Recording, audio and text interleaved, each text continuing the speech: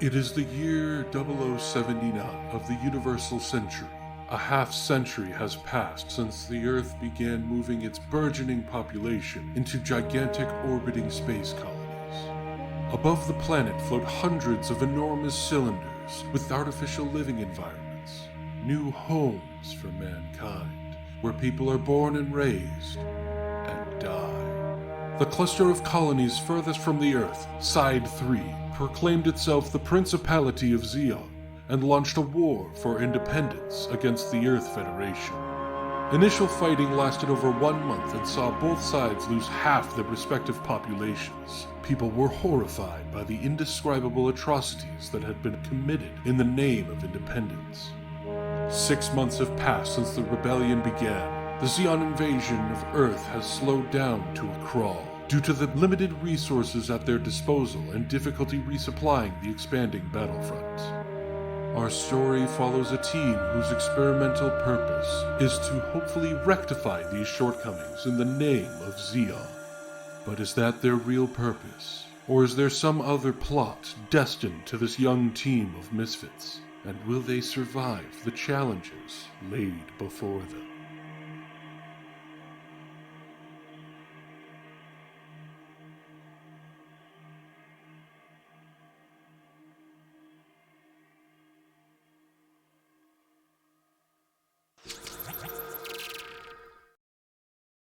Hello everybody, welcome for the third episode of Mobile Suit Gundam 0079 Bronze Enigma. Jordan, thank you for the host. Also, Card, thank you for the host. How is everybody's Saturday doing? I hope you're all ready for a fun time. I am your host and GM today, as usual. I'm Brandon, aka The Worst Heroes, and I'm joined by a wonderful cast yet again today. Sadly, Habuza is not here today. He has to be at a wedding, but I believe he is going to be lurking in the chat while he's heading to said wedding.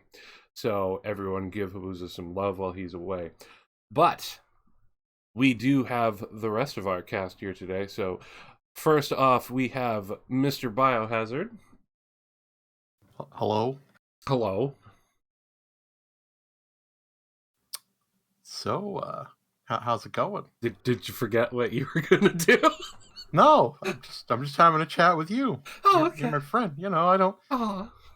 What's that voice? Who's talking? Who's talking? What? Hello, everyone. I'm Biohazard, and I play the main protagonist of this story, the only one you should care about, Gerard Monquois. And I pilot the Blue Guff. And you also live stream.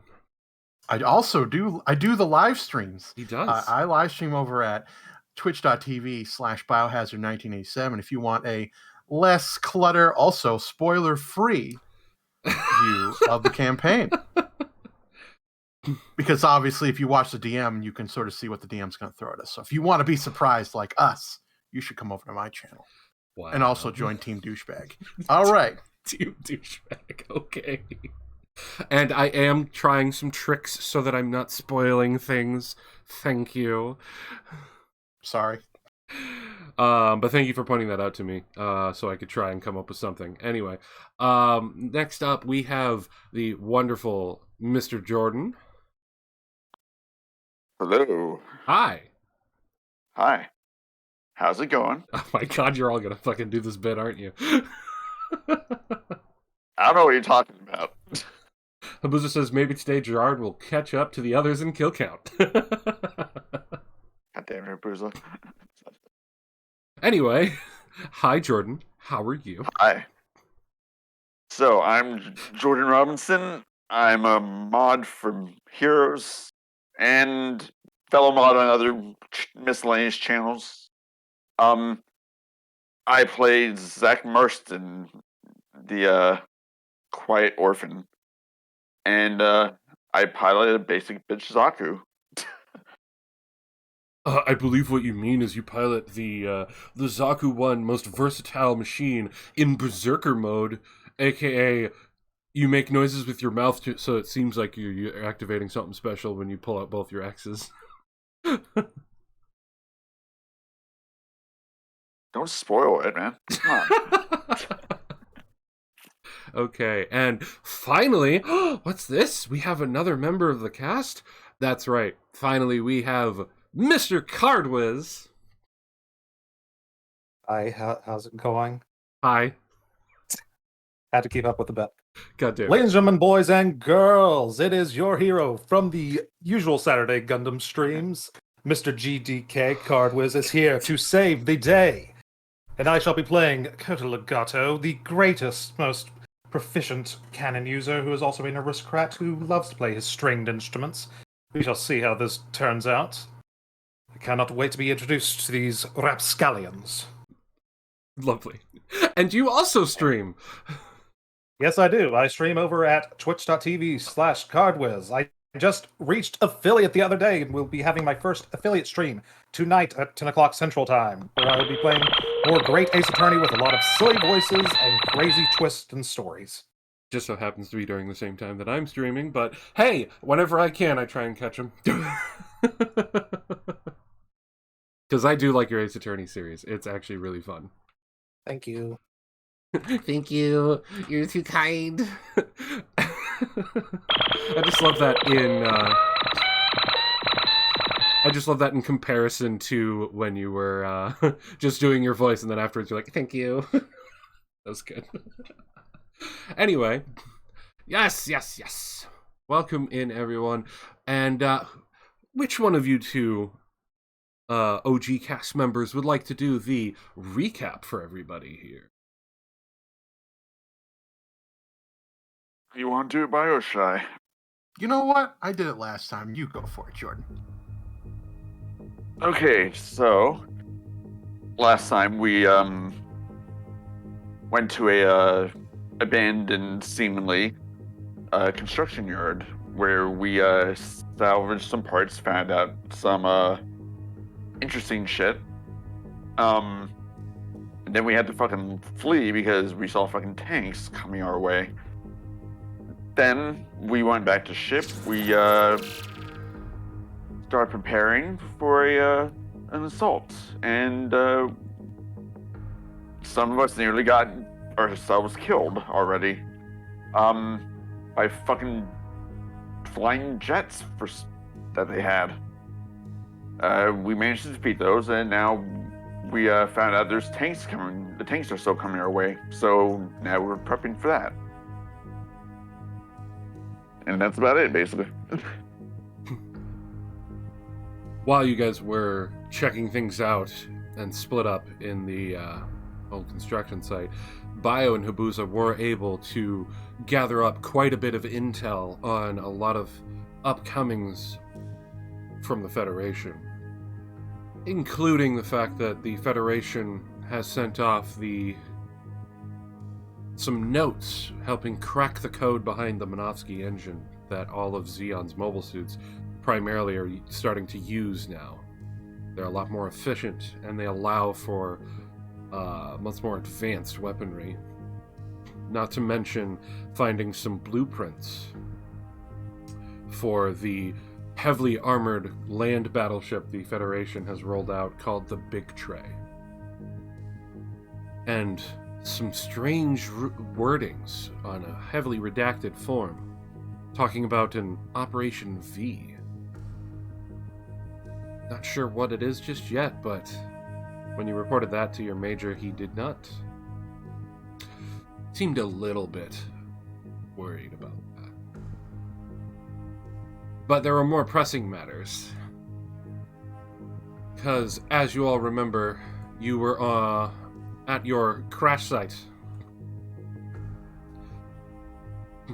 getting yourselves repaired after a very hard-fought battle upon returning to the crash site against some forces from the airbase. Knowing that those tanks that you saw way off in the distance should be arriving soon, splitting up to try and prepare for it. While you were preparing, Lottie comes running out with one of the radios in hand, and the doctor in tow. and all of those who were still in their mobile suits trying to finish up repairs and everything, their radio kicks off.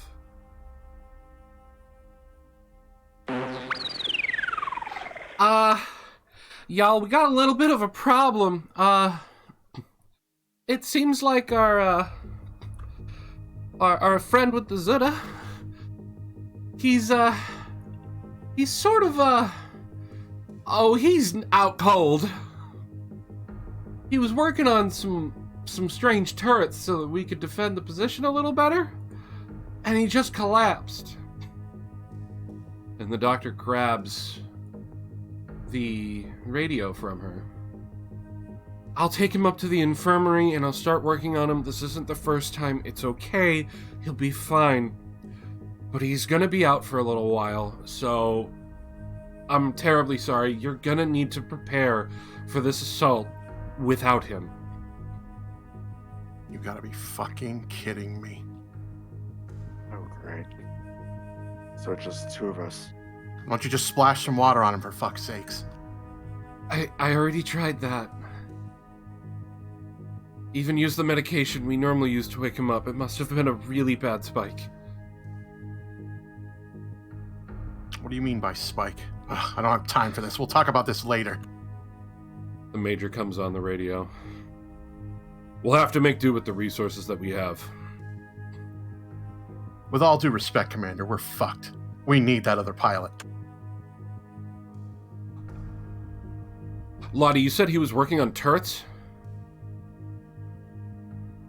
Yeah, from what I can tell, these things, they look janky, my kind of thing, and they look very functional. Looks like he made a couple of, automated machine guns. Well, sort of machine guns. There's a Gundam down here! No, there's no Gundam. Bad, Jordan.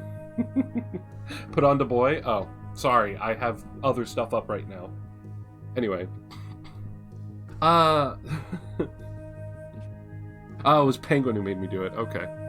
Anyway. Yeah. We've got a couple that look like automated machine gun turrets, and we got like a mortar that has like a remote. Doc, you know anything about this? He was telling me about something he was thinking of. I think I can control the mortar, and if we position the machine guns in the good way, we might be able to defend ourselves.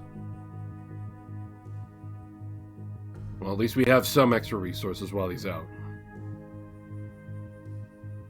Second Lieutenant, any idea on how we might be able to better shore up our defenses from the attack coming from the southwest? Well, considering we know they're land vehicles, we should probably make it so we can create a choke point, forcing them to come into one spot. That way, Marston and I can take them out in close combat, which is, I'm assuming, what you're skilled at. Is that correct, Private? Roger that, sir. Okay. We have more rock cover to the east of our position where you guys were fighting the air units just a moment ago. We might have enough time to come up with some way to force them that way.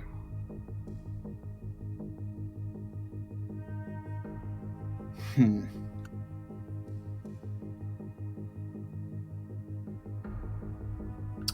know, it reminds me of a time when I went to school.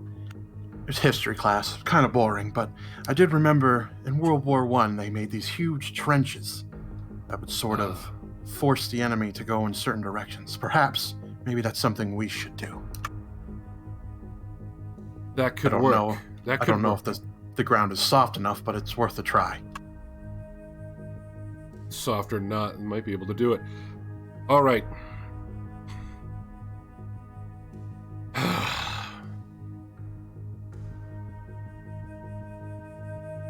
Marston, start digging up a trench. See if we can force them to the east where the rocks are.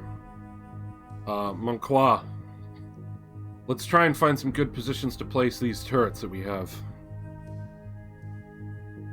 All right. Roger that, sir. Lottie, just in case, the tank is taking too much damage. See if there's anything you can do in case we might need extra support. At the very least, I might be able to hop into a DOP if need be.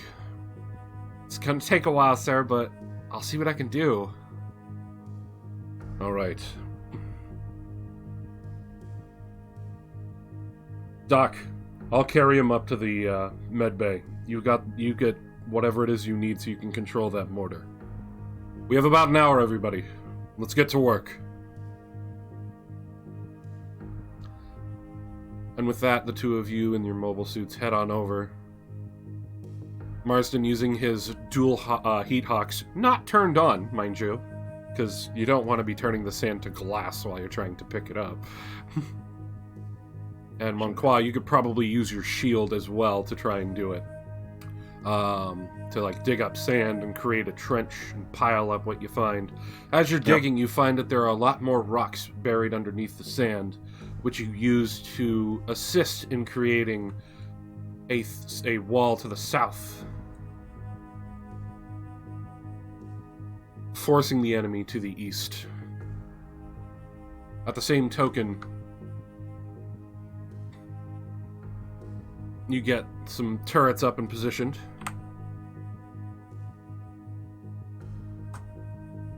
Setting up a lovely little trap for them once they come around the corner.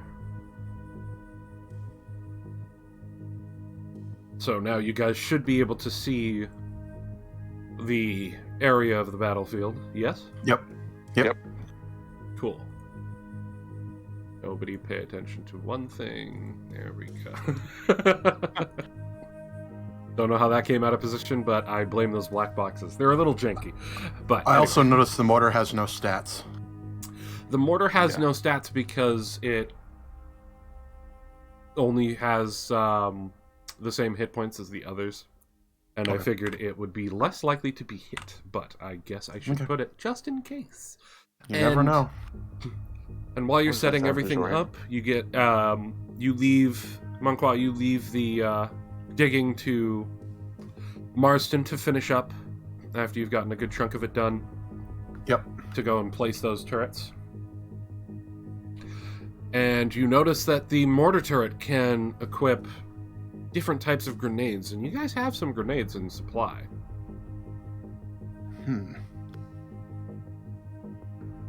Considering they're tanks, their advantage is firing at a distance. Perhaps maybe we could launch a smoke grenade. If we launch a smoke grenade and fight them in close range, you guys are used to fighting in clouds. You've done that plenty during your trials. Not to mention that'll kind of cut off their benefit of being able to launch their own defensive smoke. That might help with keeping them in close proximity. Yes. And it might help with the machine gun turrets, too, to be more protected so they can't figure out exactly where they are. Yes. All right. That sounds really good.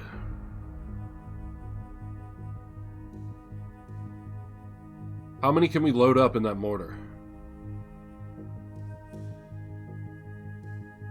I don't remember. Is it 4 or 5? I think it's 4, isn't it? I believe it's 4. Yep. That is posted in the Discord chat that we have, by the way. Okay. Sorry, I don't have it up. That's fine.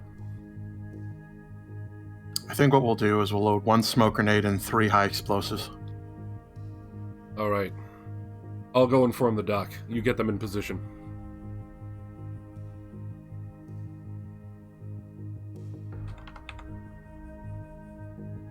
I'm just updating the token here so we have all that info. Now you should see it. I do. Yep. Perfect. Yeah. And per the request of Habuza, you notice on the turrets, they have names written on them. I forgot about that. June, Blitzkrieg, and Cynthia. Cynthia is labeled on the mortar. Blitzkrieg is labeled on this machine gun. And June is labeled on this machine gun. Have to make sure I get that in there for him. Most important part. Of course it is.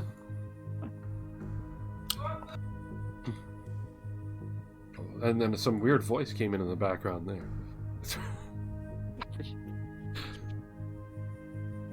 All right. You guys get everything set up, and the comms pipes up once again. Hey guys, Cohen. Monitoring situation up here. I've got some of our sensors back up and operational a bit. I'm seeing for the upcoming forces, we've got some tanks. Well, at least ground units. I'm seeing 7. And looks like potentially a mobile suit. Shit. They'll be here soon. Get yourselves into positions.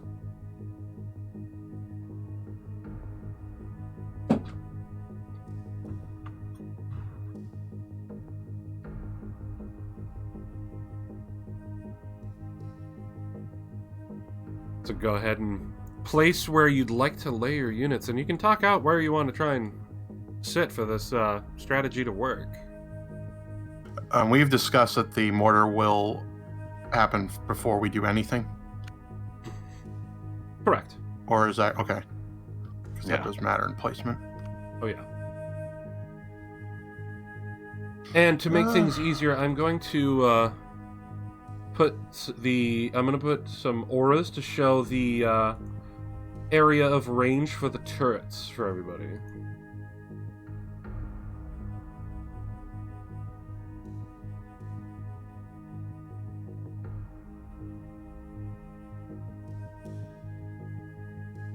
So, if I'm understanding Habuza's information here, the machine guns have a 50 dam range. High vintage.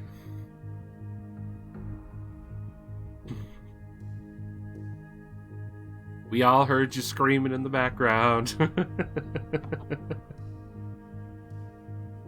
By the way, if anyone's curious why I said that, Bio's also streaming, and I've got both chats up. And lovely vintage was speaking over there.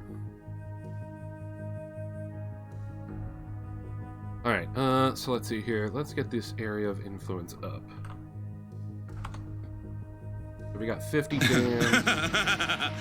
It says, go June, Blitzkrieg, and Cynthia.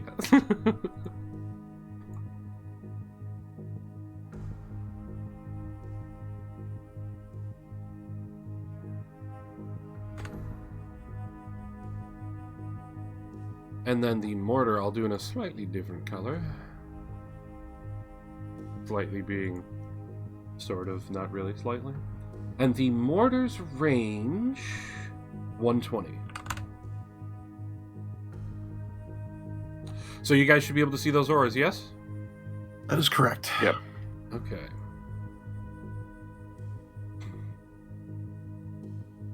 I'm actually going to see if I can turn those into something a little less jarring. Yeah, it's better. Yeah, it's a bit better, yeah. Yeah. And the green was a little too jarring. Especially with the yellow. Yeah. Yellow okay for you guys? Yeah, it's fine. Yeah. It was Alrighty. just the green.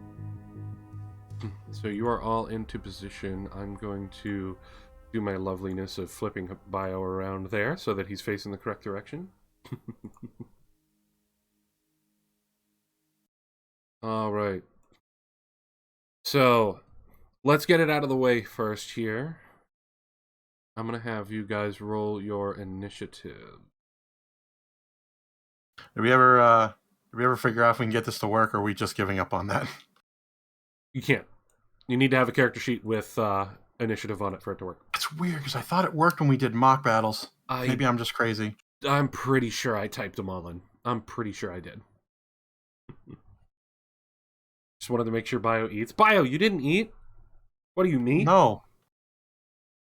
Food is for the weak. I don't need it. I mean, I can't argue that. Food is for the weak.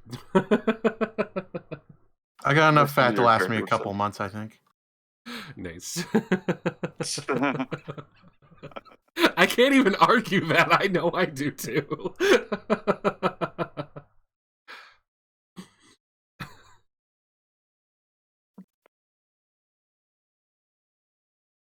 What is Vintage doing? I think she's trying to spam emotes, but they're not displaying properly. I don't know why. Because yours is lowercase b. That would be why. Okay. I mean, she could always just hit the little button. There she goes. She got it. She got it. She got it. All right, I rolled. All right, let's see. What would be a good one for this? Let's try... Hi, Kingless. I think this ought to be... This might be a good one. What do you guys think? This is fitting, right? I mean, it works for me. Yeah. I mean, we could always go with Lottie's party music instead. All right, Gerard got a 10 on his initiative. That's D20 plus initiative, I assume. Correct. Yep. Yeah, let's make sure. Ooh. You got a 13. And rolling for the Doc, who has no bonus, but rolled a 17. Because the Doc is on the mortar. Anyway, hello, Kingless. I hope you're having a good Saturday there, sir.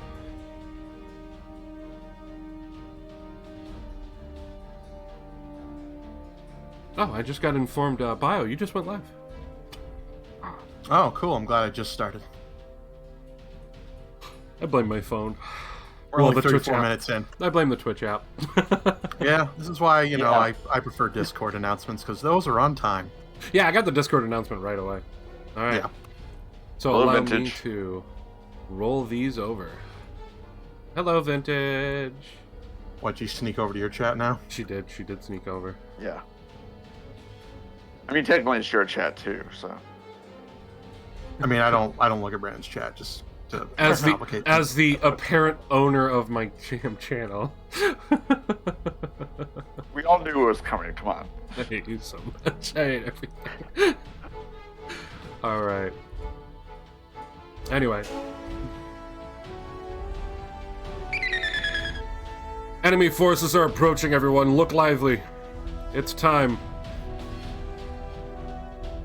As you pick up on the radar, 6 ground tanks, 1 support hover unit. That swelled up pretty loud at the end there of that track. And 1 stolen Zaku 1. Coming into range. They see the pile of rocks, sand, and dirt that's a little too high. The tanks are unable to fire over. And, unfortunately, it's too steep for them to climb, so they are going to head to the east to try and get into position.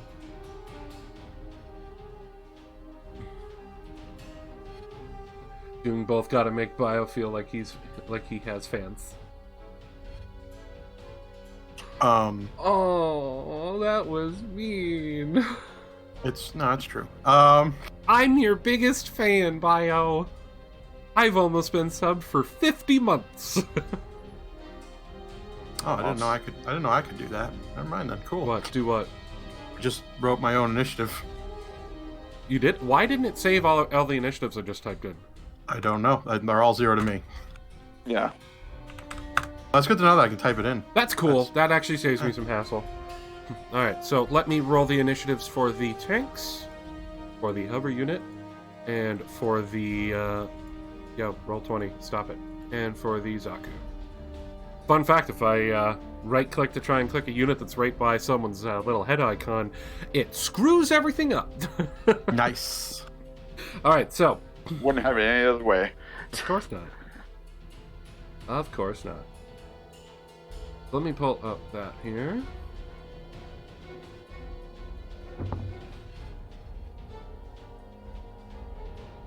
So the tanks get... Bio, what's your reaction, or your initiative bonus? 3. Bio, I need you to roll me a d20 roll off. Because they also Just got 10. Straight 20? Yeah, straight 20. Okay. I got a 7. 11. Okay, cool. I'm going to put them at 9. hover truck. Wow. My dice are on fire today. The hover truck has a whopping +3 to its initiative. Its initiative is 4. Hell yeah. And Nice. the Zaku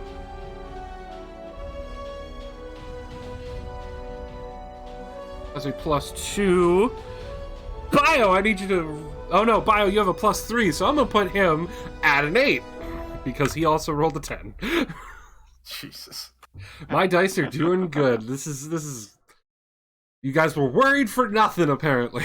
Are we gonna witness the first dice firing? No, not my pretty purple rainbow dice. I like them. I also still can't find my other dice. Alright. I mean, it works in your favor.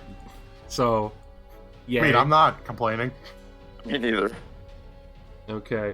And, can I also get a mysterious, extra initiative? Please? That no one will have context for? Thank you. Oh, how'd Who that is dice that? get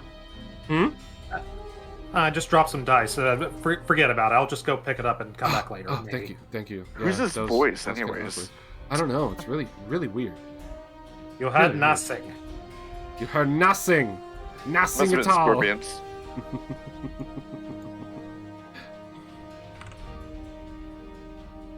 Awesome. All right. Wow, I do that every time. I do that every time. So I don't even need to give you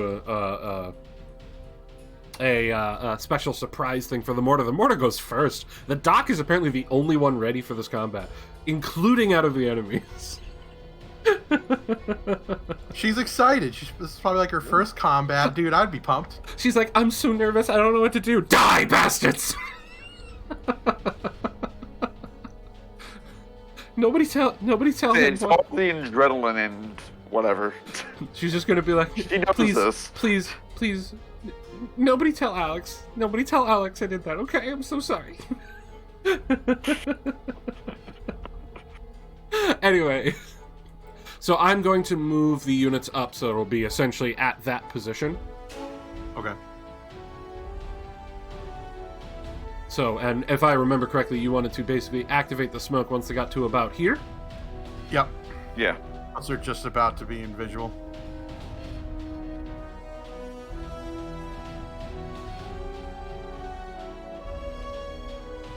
Card, I keep clicking you trying to grab these units.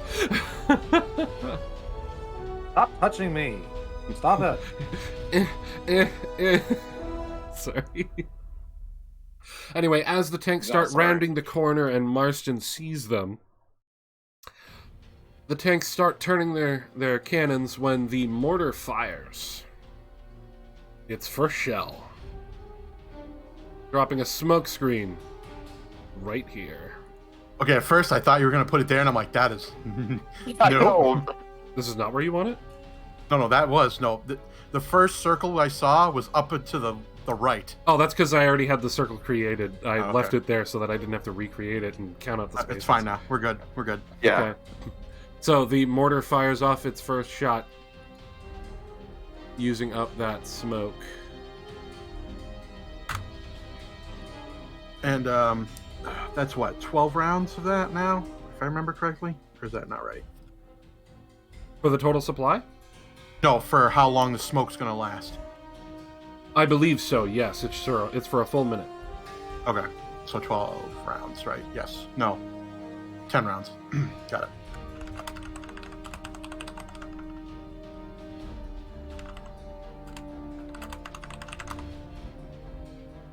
All right. So that's it for the mortar. Next up is Mr. Marston. So you know that the machine gun can't hit them yet until they get a little bit closer. Do you want to hold off and let them get closer? Or do you want to reposition? No, I'll probably hold off for now. Because you are currently standing in the way of the machine gun. Oh, yeah, that's a good point. I use one movement just to Okay. make sure I'm not in the crossfire of the turret. Okay. All right. We'll call that the end of your turn Yeah. for right now. Yes.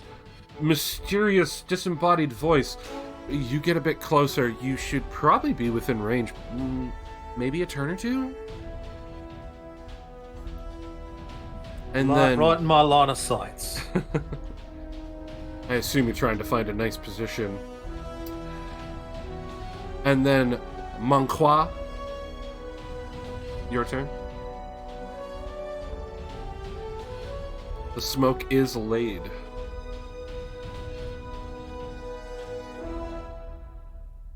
All right, I'm going to move up to this cover. Awesome.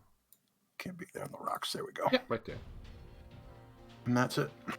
Alrighty, the tanks will move themselves in further. Moving cautiously, one of them bumps into you. I'm just moving everyone up right now. Okay.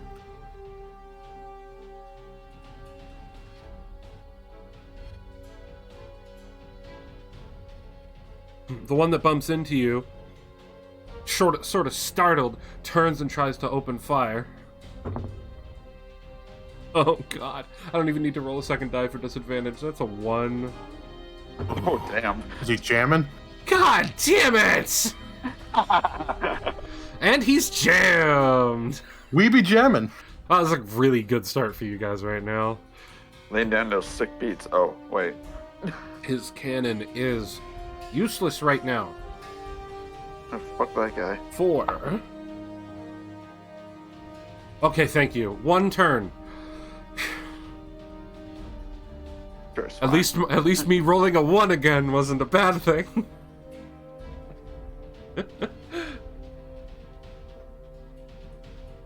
All right. So that is it for the tanks. Well, for that tank. This one here, I'm gonna say is close enough to know that his buddy just tried to fire at something, and he's going to attempt a shot as well.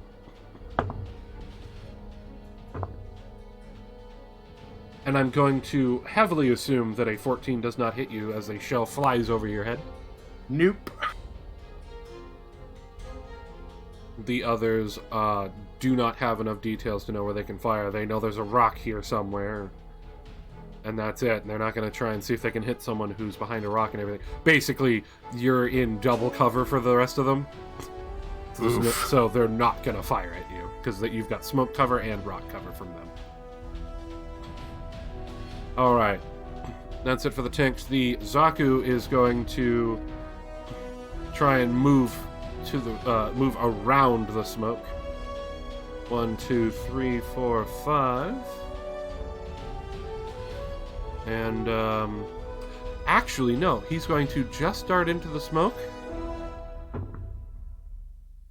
and use his ability to stealth. What are your passive perceptions, you two? That would be on the left side of your sheet underneath, I believe. 11. It's a perception. Wait, where was that? It's underneath your cunning modifier. Oh, I see it. 10. Okay, yeah. He is not being detected right now from your radars. You know that he was moving into the smoke and you lost him. And then for the hover truck's going to move in to try and get some radar pings. And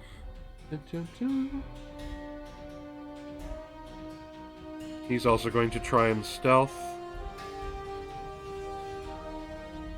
Marston, you cannot detect the hover truck. Manqua, you can. Okay.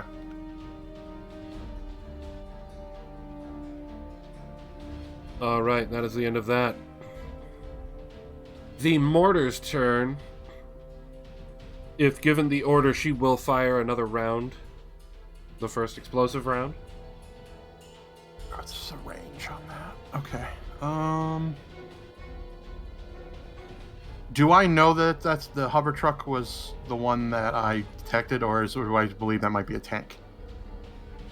You would have seen them on the radar. On your radar, the tanks and hover trucks kind of look the same, but you had eyes on them before it vanished, so you know it was a hover truck. And as you remember, hover trucks typically tend to be a good support unit with a sonar probe.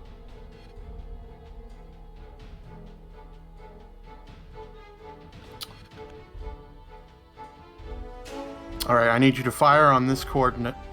HE grenade here. All right, you got it.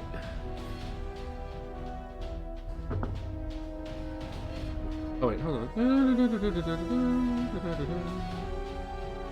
Engineering modifier is 3. Oh right, it's a saving throw for the boys. So, and one of the exploding grenades fires. And I need to pull up the grenades page. Don't mind the coughing if you hear it. I have not heard the coughing, Jordan. Oh, good. I wasn't sure. Bio, have you heard the coughing? No. Okay, cool. Okay, yeah. None of us have heard you coughing. No, I'm not hacking up a lung or anything. Thank God.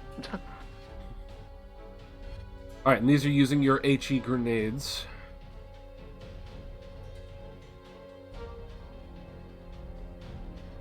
There they are. Okay. Hope your coughing doesn't turn into a wheezing.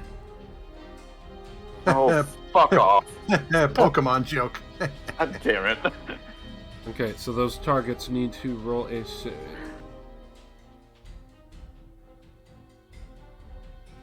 Target takes 3d8.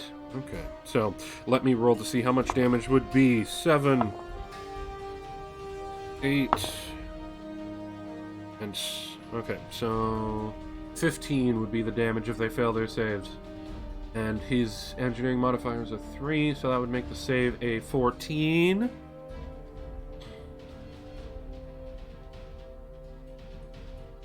Okay, let's see what happens. The hover truck makes his save. He'll be taking half damage. This tank fails his save. Made his save. Failed his save. And I said 15, yeah? For what, the save? Yeah. I thought it was 14. So, no, the damage. I said 15, right? I don't remember what you said, I'm sorry. I'm pretty sure it was 15. 7, I 1, think I heard and 15. 7. So 15. Okay. Okay. So Yeah, this my tank in apologies. front of you that jammed explodes. So much for that. Those grenades do a lot of damage. I guessed I picked a decent spot. Yep, you did. Yeah. This one here takes some damage. Get out of here. There you go. This one here takes some damage. And this one here is destroyed. Mortar goes off and 2 of the tanks explode.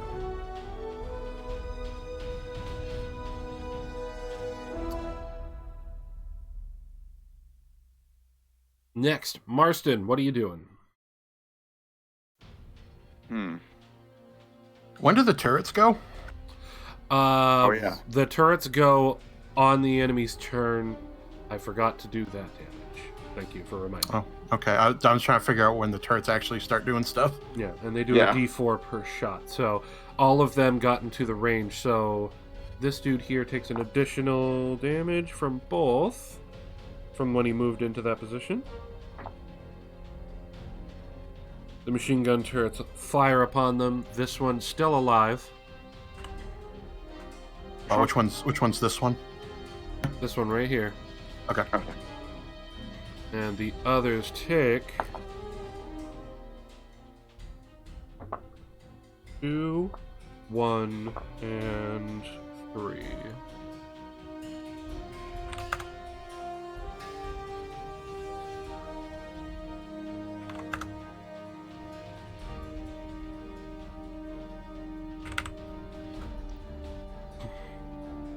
All right.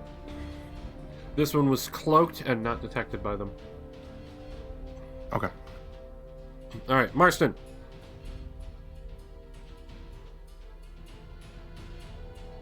Okay. guess I'm going after the nearest tank. So. Yeah, because right now the only thing you don't know is you don't know where the hover truck is and you don't know where the Zaku is. Yeah, so I'd just be going after tanks mostly anyways. Yep. So let's move into range. And I'll attack with my heat hawks. Go for it. Alright. That's wrong. D20 plus attack modifier.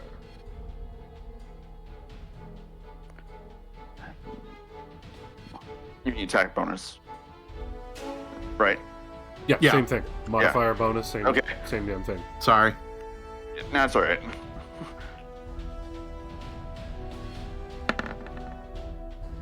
Oh, ouch. You're doing it That twice, is right? a miss for the first attack. You do have your second heat hawk for a bonus action. That is a miss with the second one. Christ. Wow. Thanks. Beautiful. And that is the end of your turn. Whoop. Marsden lunges in with both his axes drawn and forgot there was smoke going on. And is just like, where the hell was he? He's like swinging at the height of a mobile suit. I wouldn't say it like that, but I'll probably go like, damn, I missed. Oh, I missed. I shot and I missed. Okay. Next up.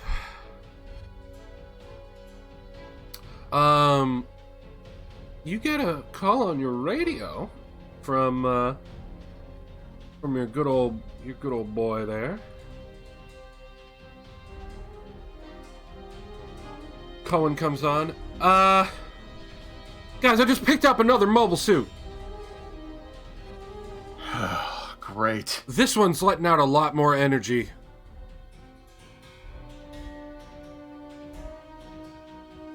Is it coming from the same direction? It looks like it is. Can the mysterious voice see his token in the black on the right side of the screen?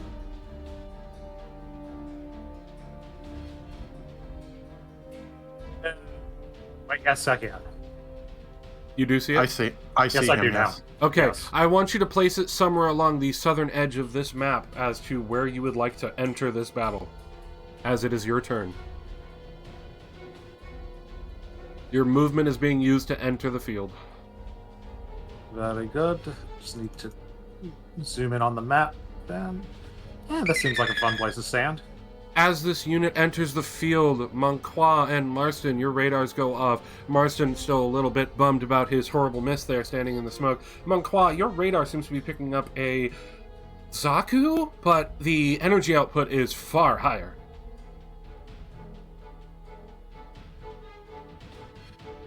Coming in from the south and hiding behind rock for cover. I attempt to use my communications device that I have on me to try to see if I can communicate with... You are in your mobile suit. You can try and reach them through your mobile suit's communication anyway. You don't have to use your handheld comm device. The problem is knowing what frequency they're on. So you can try and do... roll me a straight mentality. Mentality. That can be done. You know the standard, like, radio frequencies for normal units, but you're behind enemy lines. You remember one of the comms frequencies for essentially quote-unquote special force type squads? Go ahead, and if you want, use it. You guys will hear him. Bloody hell, I thought I was the one who was requesting the backup. Oh. Well... What the hell? Who is this? Identify yourself. Comms, just to signify the comms came on again. This is Second Lieutenant Coda Legato, and apparently I'm here to save the day. Do I have an action to take a shot? Or yes, you am I do. able to even see through that? You already had picked them up on your radar because you were following them for the last 30 minutes. Alright, I will take a shot. Can I take the shot that at the stealthy one, or is that a too big What a is your penalty? passive perception? Should be on the left side of your Perception. first page. On the bottom, I believe? Is that correct, Underneath Bob? your cunning. Yeah. Passive perception is 12. You do not know where the Zaku went, but you do know where the hover truck went, and you detect all the tanks that are still alive. I'll take a shot at that hover truck. Let me do the math. Yeah, that should be okay. So on the top left side, you have a little icon underneath the little magnifying glass. If you select that, you can then, using your square, see how far range is, just like this. All right. And 90 is not too big a penalty for me with my... No, your sniper rifle, that is in the golden range for you. Fantastic. And by the way, if you ever want to be like, I'm targeting this person, you just hold left click while you have the arrow selected, and it'll ping. All right. As you saw with my little bubble. Also, if you ever Oh, want to, you can shit. change the color of your... Oh my god! Okay, Shit. okay, so that is 2 of your sniper rifle's hit my die God. plus its bonus modifier. Off to a decent start, I would think.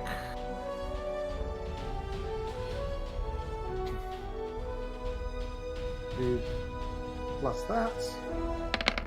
And I want you to describe how you completely obliterate this thing with your sniper rifle, coming in like a badass.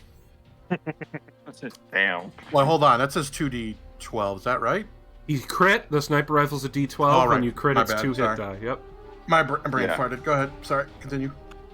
Just poking my sniper rifle through the smoke, I can just see that, and I just decide to shoot in between the 2 tanks and end up shooting one of the little sections of that hover tank thing.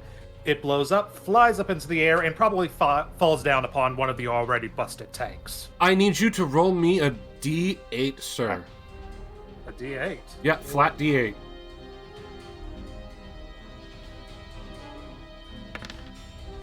Okay. 3. So this tank crashes on top, or this hover truck will crash on top of this tank here.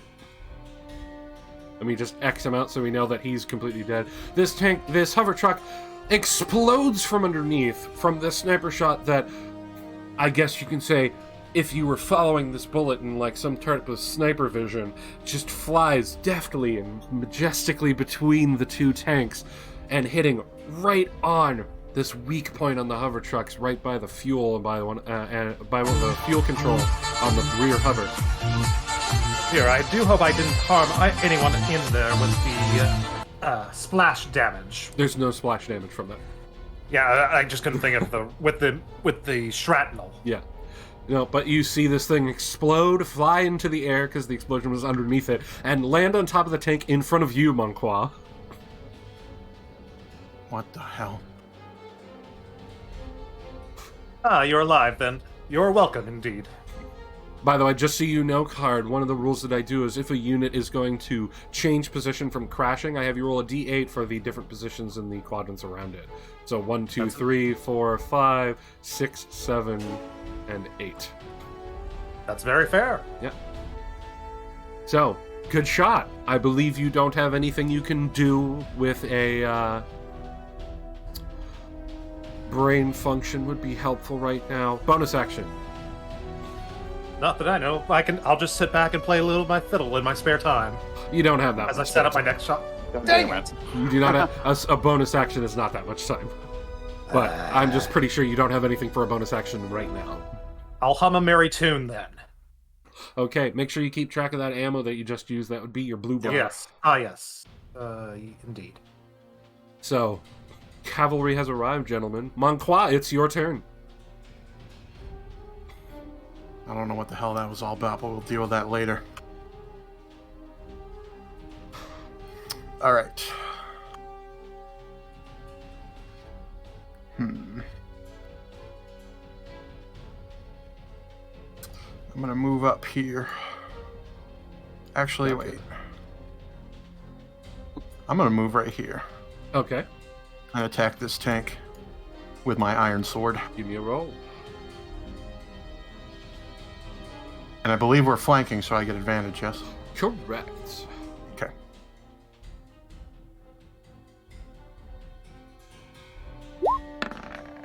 Oh boy.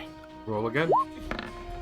Oh boy! You know, you do have a thing called pro tag points. I'm gonna use the pro tag point because that was just fucking abysmal.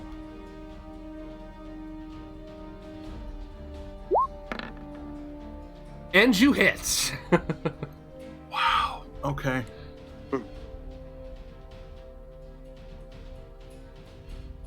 Roll me damage, though I'm fairly certain your minimum is going to kill this, so I'm going to need you to describe how you kill this tank. I'm just gonna make sure that's right. Okay. Oh yeah, that's it. So, tell us, Monqua, how do you destroy this damaged tank? Well, I think how I decided to do it was as I was moving from here to here, I did a jump jet to jump over this debris, and then come slashing down, stabbing the top of the tank. Oh! Ooh, nice. My favorite visual from away from this team. Yeah, I was gonna say. Beautiful, beautiful. Very nice. And anything with a bonus action? Nope, I got nothing. Awesome. Next up is the tanks. So, these tanks are in quite a predicament right now. They can see out of the smoke to see where Legato fired from. But they also have you guys real close to them. Also, it's their turn, and they have to get hit by machine guns. Well, machine gun. So, Yeah. machine gun on the left, which has taken 1, 2, 3, 4, 5, 6, 7 shots already, so he's low on ammo.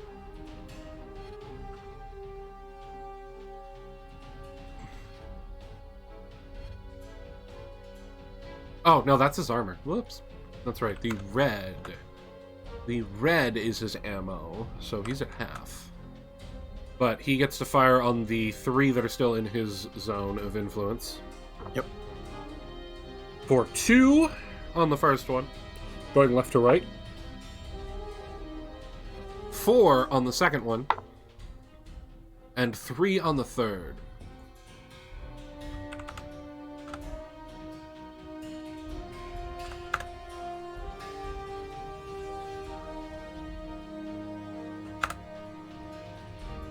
Alright, so these tanks are going to make a decision here on who they're going to go after.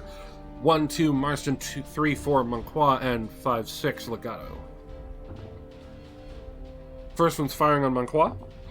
Second one is firing on Marston. And final one is firing on Legato. So we're going to go him first firing on Monqua.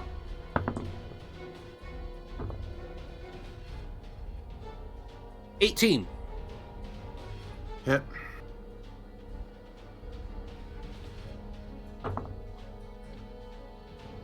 For 10 damage.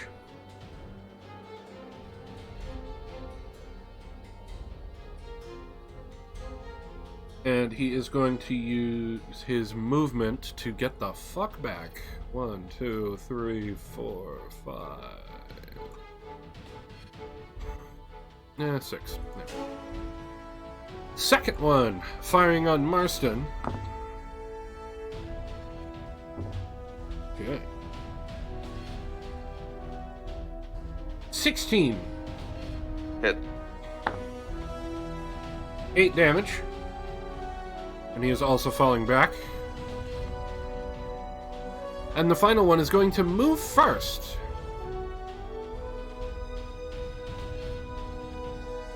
Over here, so Legato's not getting cover, so he doesn't have to have this advantage. 17. On Mr. Legato. What's your... 17 hits. Okay. Wait, what was the damage from me? You took 8. Okay. Legato, take 9. So you're at 16.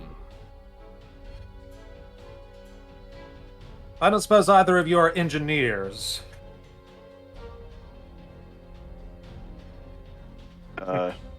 Not. Not really. If Unfortunately. you want to prove yourself, let's handle yourself. Don't forget to update your tokens' hit points as well.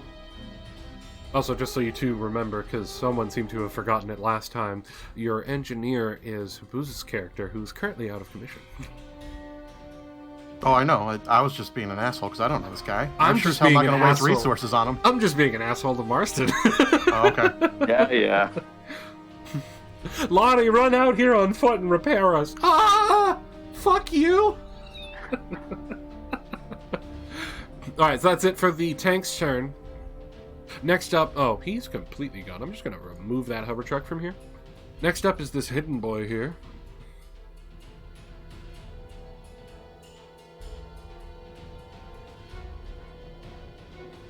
Monqua, odds or evens? Even. Thank you.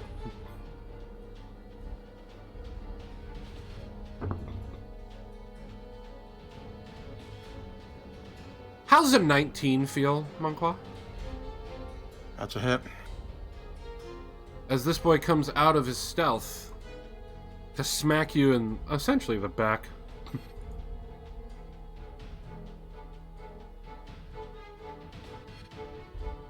With his Heat Hawk.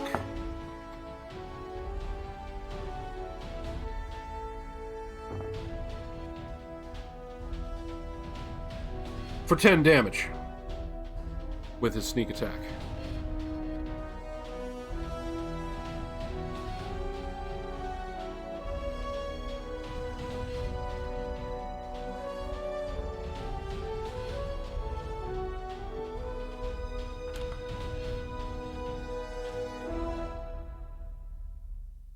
And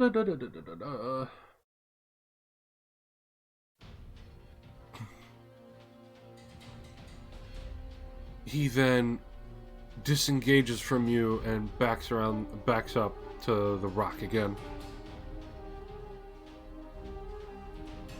He has the ability to disengage as a bonus action. Alright, that's the end of the Zaku's turn. The stolen Zaku. It is the mortar's turn. Do you want to order her to fire another one of your preciously limited grenades? Negative. There are no targets within range. Okay. Alright, good luck, guys. Marston. Monqua has taken some hefty damage. And through the lovely, lovely smoke, you can see sparks flying from his unit.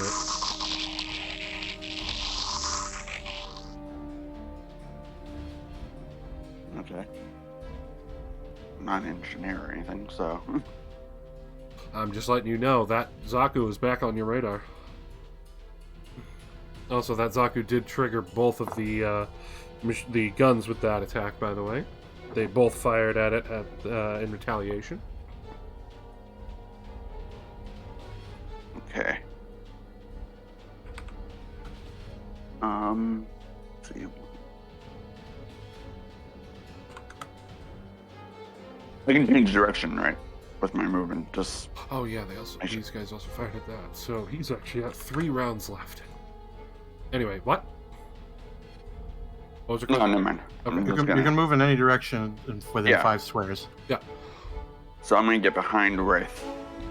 Behind him, Mhm. and attack him with my Heat Hawks. Go for it.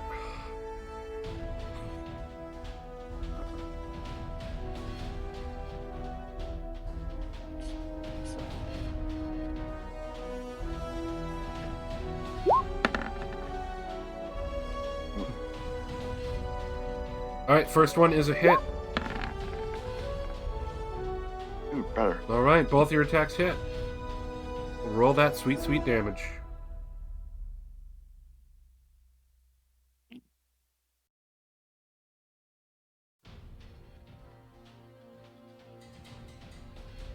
D6 plus 4.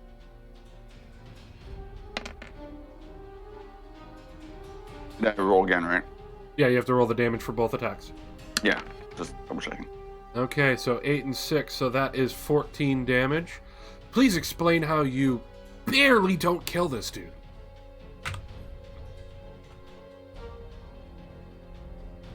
Because you just smacked him for a Because ton. I'm angry, but not angry enough to kill it. I slam one He-Hawk into its back, and then another one onto its side. Since it's facing away from me, I assume. Yeah, he is facing to the left, towards Monqua. So yeah, mostly to his back. So you just rush over and double chop at him, one high, one mid. Yeah. Nice. Legato, you got 3 tanks that can see you.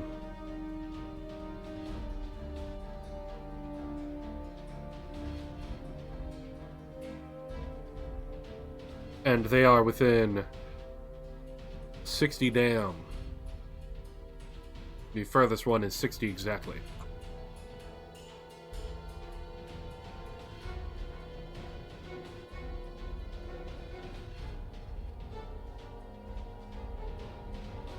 Card, you are muted if you are talking. Sorry about that. I could do the smart thing and just run into the smoke with a double movement. That would be the smart thing. Or you got 3 boys that aren't using spacing within 60 dam of you. And your juicy thighs. Sorry, calves. I know. That's potentially not smart thing, but in given the choice, I will always choose the potentially flashy, not smart thing. So. What are you doing? I will take a lunging warrior pose, and I shall launch some missile pods out of my calves. So, this Zaku cannon, with a right shoulder mounted cannon, sniper rifle in hand, doesn't have to put his sniper rifle down. He just gets into pose, and from these pods strapped on to the calves of his legs, fires off one of his rockets.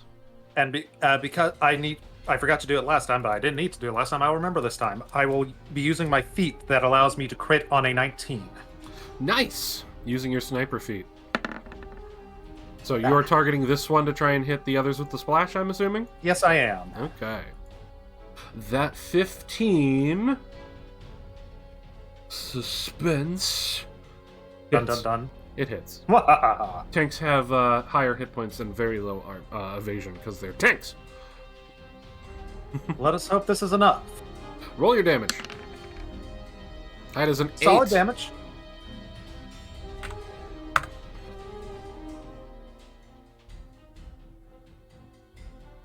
Card was his icon is in my way again. So this tank here is badly damaged. Very badly damaged. You can see sparks coming from it. And it's smoking pretty heavy. And then for your splash damage, which I believe is a D4.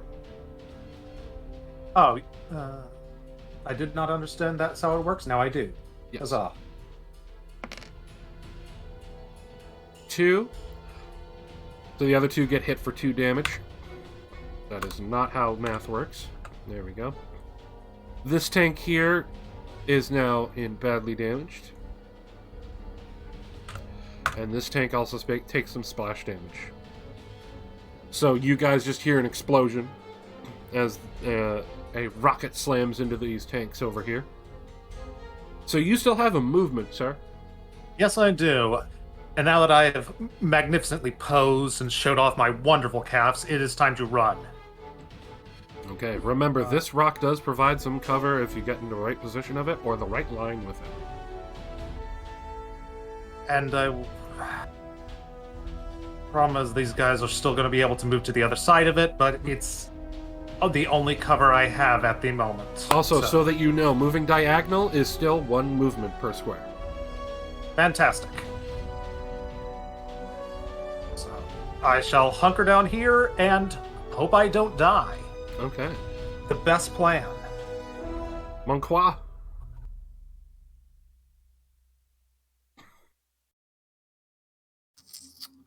I'm just sitting at my console, just seething. Angry. How dare that peasant touch me? I'm going to end him. And then I hear a faint voice in the back of my head like, don't use anger, Gerard. use control. Fuck that. I'm sorry, who's that voice? Don't know. Is it like can you describe that voice? It's an older man. Don't That's use all anger, it is. Gerard. You've got to use control, my boy. I run in and I attack him with my sword. Bring me in closer. I want to hit him with my sword. Describe how you kill the Zaku that was left. One at second. hit One second. points. I have advantage. I may crit. Oh, That was the wrong damage. one. Thank you. Thank you very much. No, the reroll moved my thing down. Yep.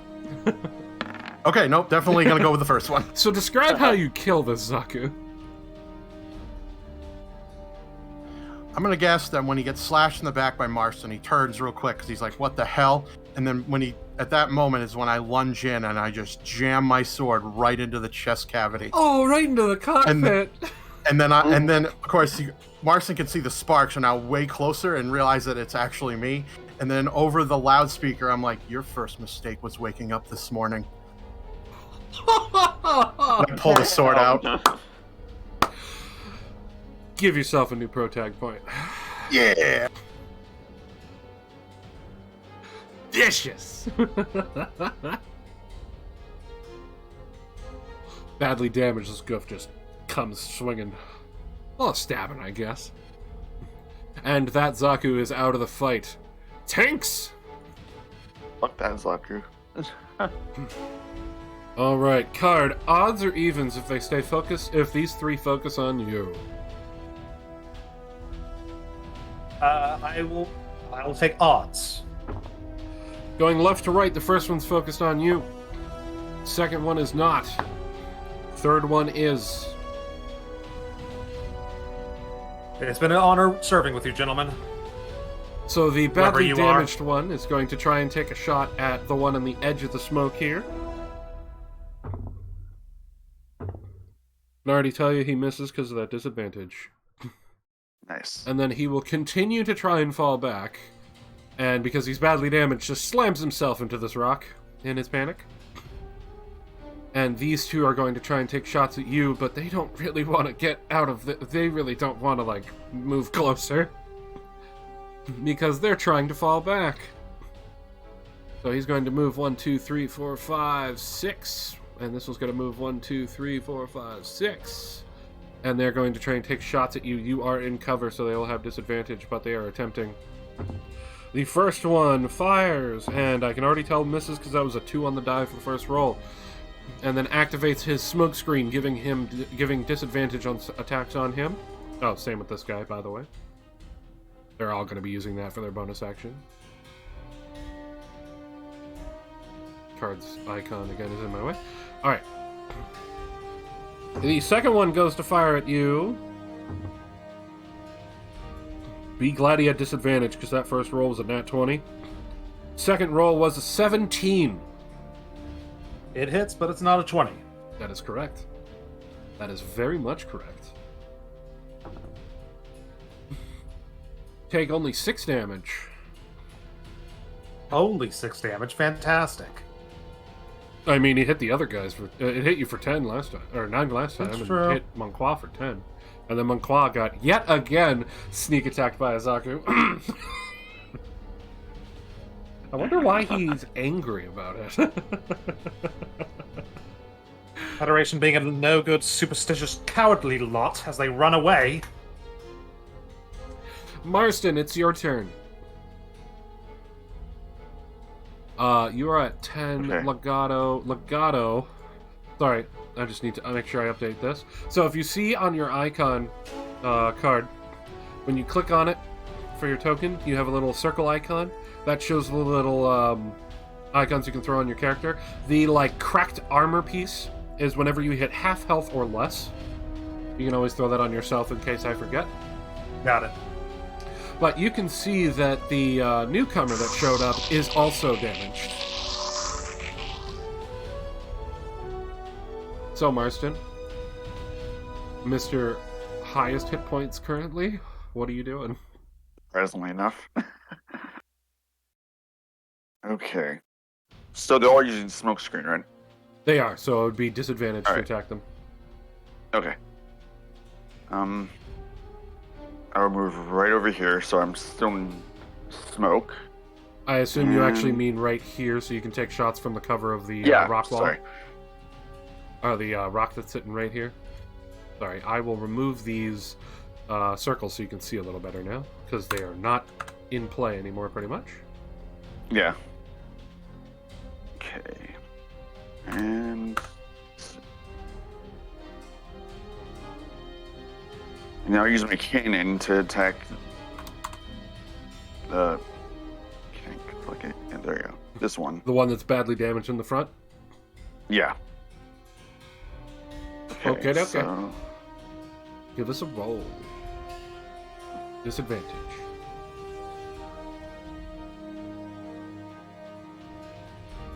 D6 20. Yep.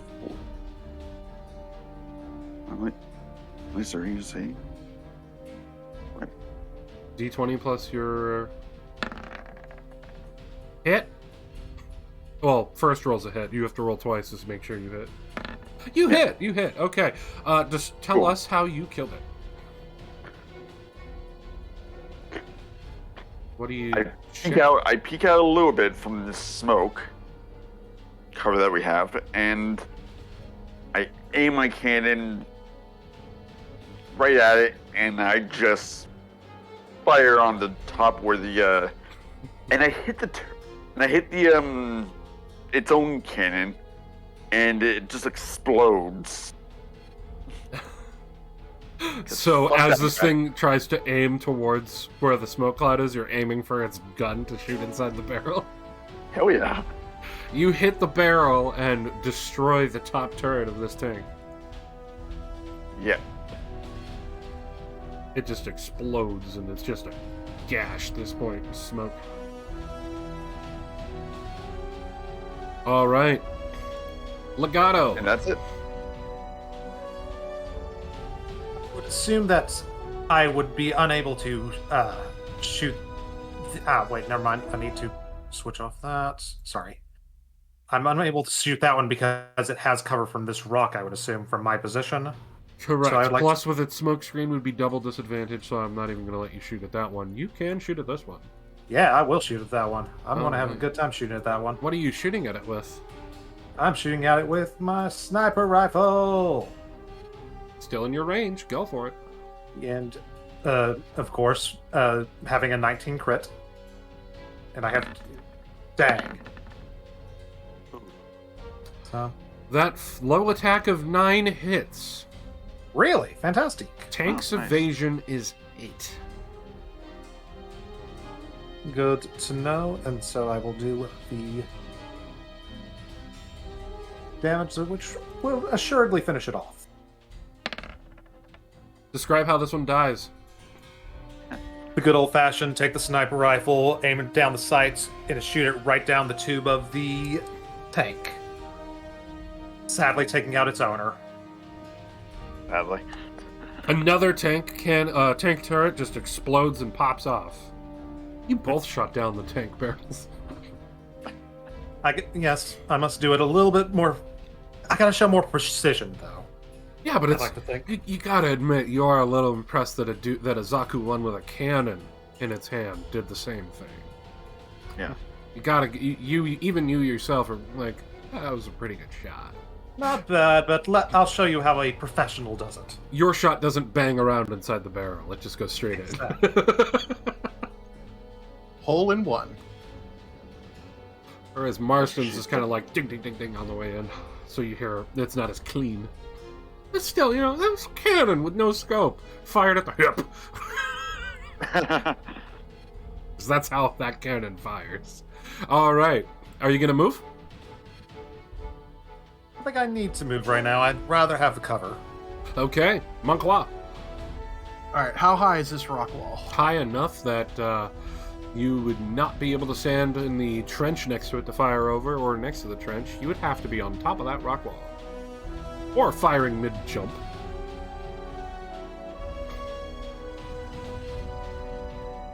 Remember, you made this rock wall high enough so those tanks couldn't hit your base. Right.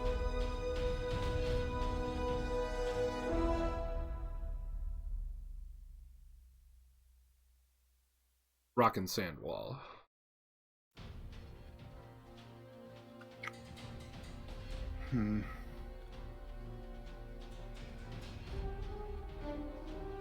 And Legato, just to throw a little extra fluff in there, you did notice when you approached that makeshift wall there, they did a pretty decent job of making it look natural. Wait a second, this isn't natural? Like this part here, if you were on the other side, you could see the rough bits of it, but they did a good job of just piling sand on this side to make it look like a natural steep incline on the dunes. What I would expect from Xeon forces. Well done, I believe I have come to the right side.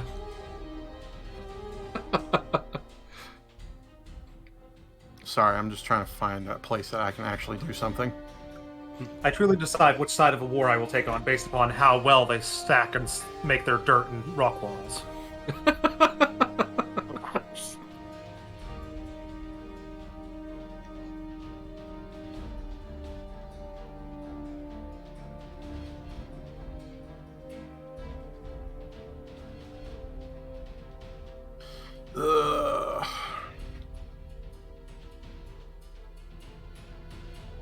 What is the range of your Zaku rifle?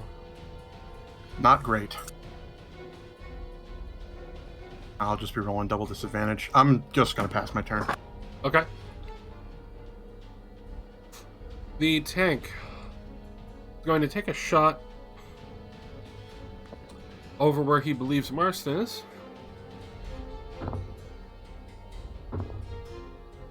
$12.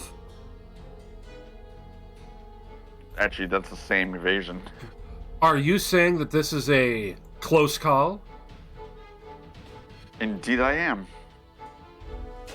All right, then. I need you to roll a some way to dodge reaction save. Let's see what I got.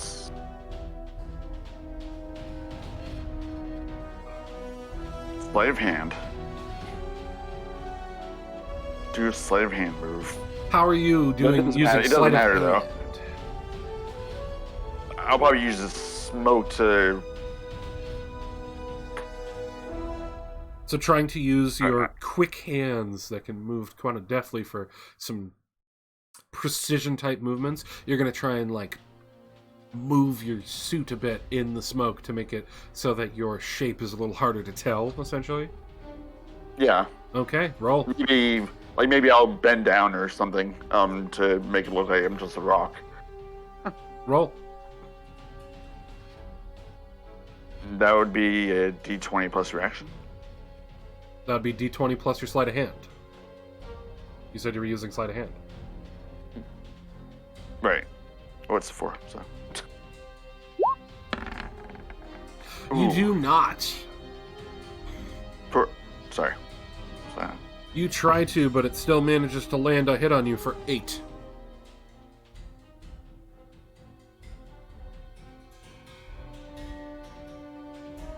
And you are now also damaged.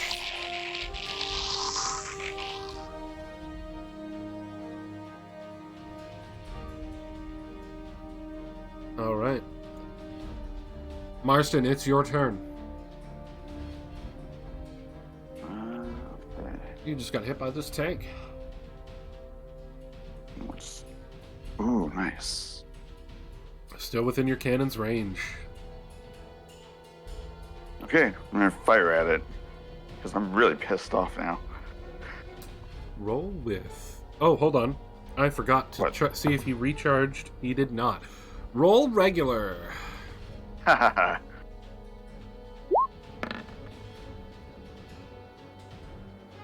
That is a hit. Roll damage.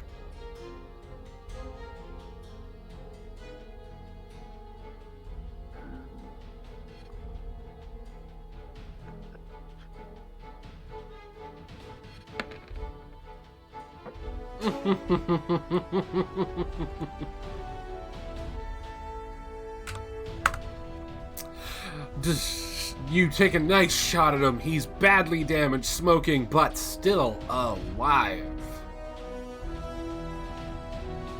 Legato, one target remaining on its last legs. Oh, Marston, are you gonna move?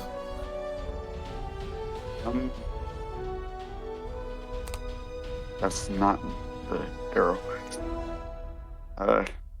Move closer where the turn is again, Okay. so I can hide myself more in cover. You won't be able to shoot out from there, and it won't be able to shoot you. You got the wall that you built high. Okay? Yep. Legato! You will need to move to take this shot. And I shall. You want to move I there? think that should be about. I can't get. Nice. Nice. I shall take my sniper shot. Let's see how this works out. Oh wait, I need to roll twice, right? Nope, once. He doesn't have smoke screen. Oh, he doesn't have smoke screen anymore. Too bad for them. All Oh, right. fuck that guy. So you're gonna kill him, but if you want, you can roll your damage. And why not? Just rub it in a little bit. All right. Describe how this one dies. This one's a particularly humiliating death. I shoot the tank treads to the tank. The treads are flying out everyone, but he's still turning his wheels. As he's turning his wheels, he's just digging himself a deeper hole, and he just inevitably just creates a pile of quicksand upon himself, drowning within his own sand. So this tank half sinks Damn. into the sand. Yes, it does, for it shall remain for all eternity. And while he's in his panic of trying to just like backtrack while that's happening, the engine pops, taking out the unit. And that is the end of the combat, gentlemen. Hey, we survived. The smoke clears shortly after, with the units all destroyed.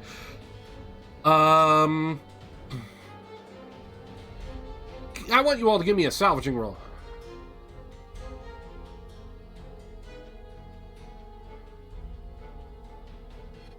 This can be done untrained. Yep. Yep. No, I have salvage at least. That is not the music I want. Bio, I have so Hell many yeah. weird tracks on here. I got 15. 15. All right, you definitely got it. How about you two?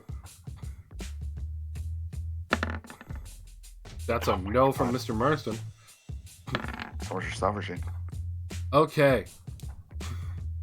So, Mr. Legato, while checking through the tanks, you do manage to find on this one back here, the only one that didn't have its ammo cooked of everyone, you find that there are 8 more cannon shells. Ooh, I very much like that. Yep. So, if anyone wants to, on the main sheet that we have in the Google Drive, you can add 8 to the cannon ammo. And Monqua, while checking out this Zaku that you just stabbed to death, you have found that his Heat Hawk and his unused machine gun are perfect, with 2 extra mags for the machine gun. Nice. So you can add those to your supplies as well on the Google Doc. And now that battle's over, Lottie does her usual of throwing her radio on for everyone. Oh, it sounds like y'all had some fun out there. How bad's the damage today? I don't want to talk about it. Am I gonna have a fun night? Let's just say sleeping isn't going to be an option for you. I'm sorry, Lottie. Sounds good to me, dear. Don't you worry, I'll get your baby back up in working order. I assume, do you want me to fix up the paint on your shield? I'll deal with that myself. Alrighty, dear. I'll just focus on getting you back up and running. And I see we have a strange visitor with us as well. How's your unit? Do you need some repairs as well? Very much appreciate some repairs, although from where I am from, it is quite unbecoming to just call someone strange upon first meeting them, even though you may think that Legato thinks this as he listens to this voice, thinking, "Oh my goodness, what have I gotten myself into?" Oh, terribly sorry, dear. I'm still not quite all that military-like, but I was grabbed up from my hands, not from my mouth. Isn't that right, Major? Seriously, Lottie, right now's not the time. Second Lieutenant Legato, was it? I want you and Second Lieutenant Montcroix to come meet me at the ship once you've parked your mobile suits. I'd like to have a little meeting and find out what is going on. Yes, sir. By the way, this is the commanding officer of the 55th Experimental Earth Assault Corps, Bronze Enigma. I am Major Phineas Bauer. Your plans that were laid upon the battlefield were very highly successful. I salute you. I applaud you. I give most of that credit to the mobile suit team leader, Montcroix, over here. Not bad, Mr. Montcroix. We will get more details of everything once you get over here, but grab up whatever supplies you found, bring them back to the camp. So if you guys want, you can move your mobile suits where they should be over at the camp, where you'd like to park them.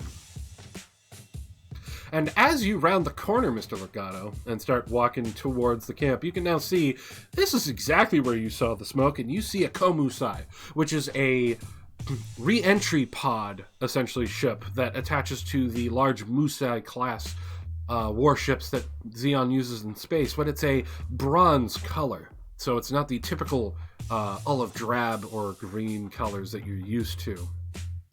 But you can see from looking at the map here that it looks like when it came down, it first hit over here to the right, to the east, bounced off these rocks, landed again, and skidded to its current position. And you see a large crane and a small crane sitting over by the camp, as well as one Magella attack tank and 2 DOPs that are damaged. And this, as you enter the Komusai, you can see it's heavily modified from a typical Komusai. Military outfit with a bit of a fashion sense to it. Never thought I'd see the day, but I do appreciate it.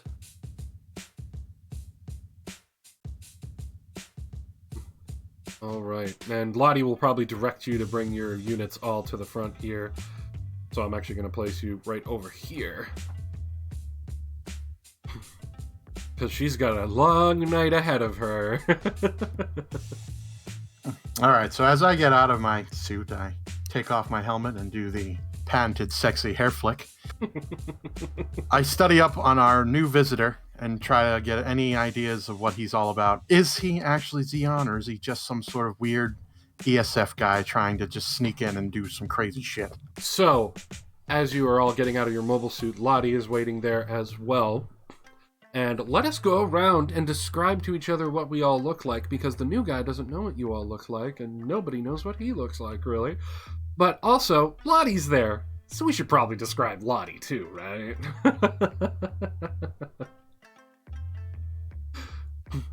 So, Legato, as you're exiting your suit alongside the other two, you see this mechanic down below just like looking and admiring your mobile suit, and she looks extremely excited. She looks to be like in her 20s. She looks covered in oil and dirt, but very happy. She is a tall, lean, and muscular woman who, let me just pull up her token to make this easier, shall I? Or I'll pull this up so you can see it. Blonde hair, wearing a baseball cap, has a like half jacket on with the sleeves rolled up, wearing a tank top underneath and jeans that are torn and dirty. And you can see that on her hat and on her collar are her Sergeant Major pins. It is a pleasure to meet you, madame. I take it you are the brains of the mechanical outfit of this division, and I want to thank you for your service. Yes, I am. You are about to provide. Yes, I am. You'll learn from the good old Major here. I may be a junior officer, just being a Sergeant Major, and I know you're a Second Lieutenant, and I do respect that. But anything that goes on with the maintenance of mobile suits in our here home, as well as anything that goes on inside our hangar, have been solely given full power over to me. Even the Major knows that if I need to do some work, don't bother me. but I'm loving this suit.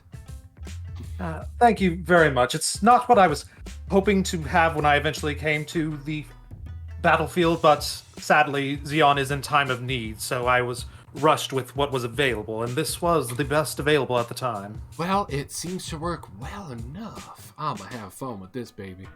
Yes, you are. And we will continue what is happening here in the roleplay after a quick break. And I see that Bio, you just got raided by Butterscotch. Hello, raiders over on Bio's channel. Wow, way to hijack, Brandon. I'm just wanting to say hi. Hello, Sarah. Hello, X. I hope your games of Diablo 2 Resurrected were good. So we're going to take a quick break. If anyone needs to get a drink, get a snack, or use the restroom, I'm going to go and do my usual health stuff as I need to do, and I will be right back, everybody. See you shortly.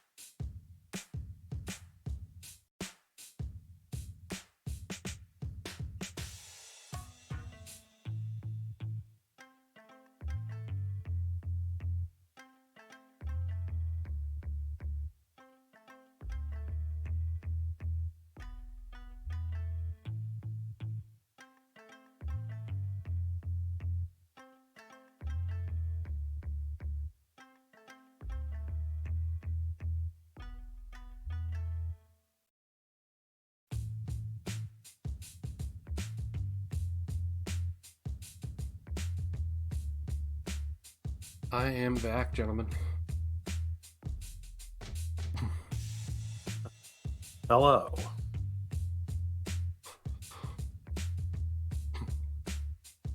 No, Card's back. Welcome back. Give me like a minute. No problem.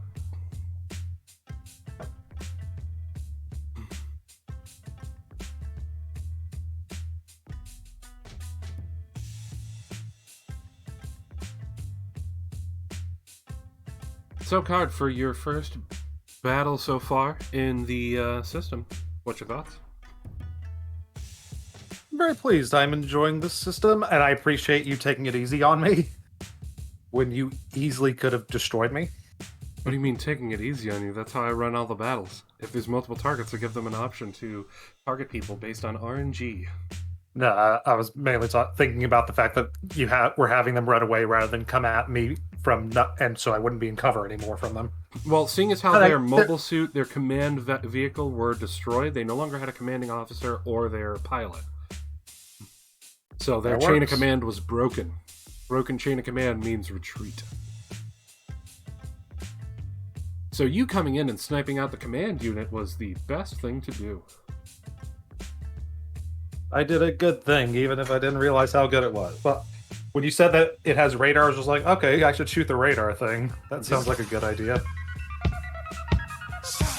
Okay, Jordan redeemed my positivity repeating needed from my therapist.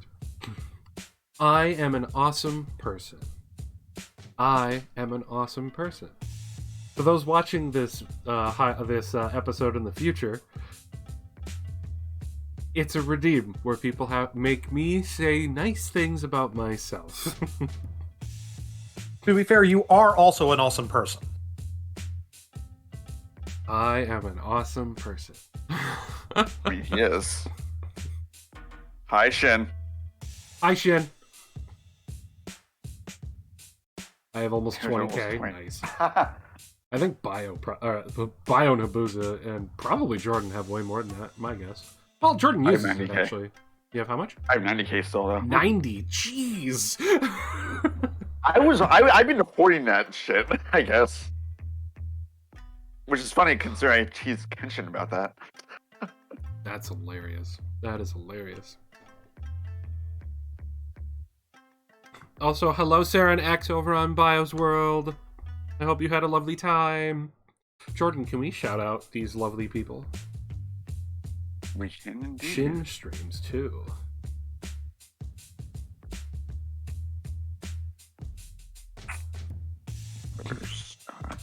Also, while we are on break also, I should probably go through my required shoutouts.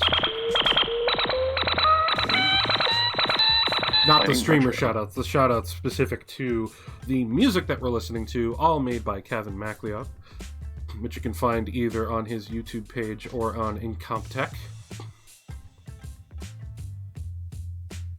Let me just pop that up here. Boom.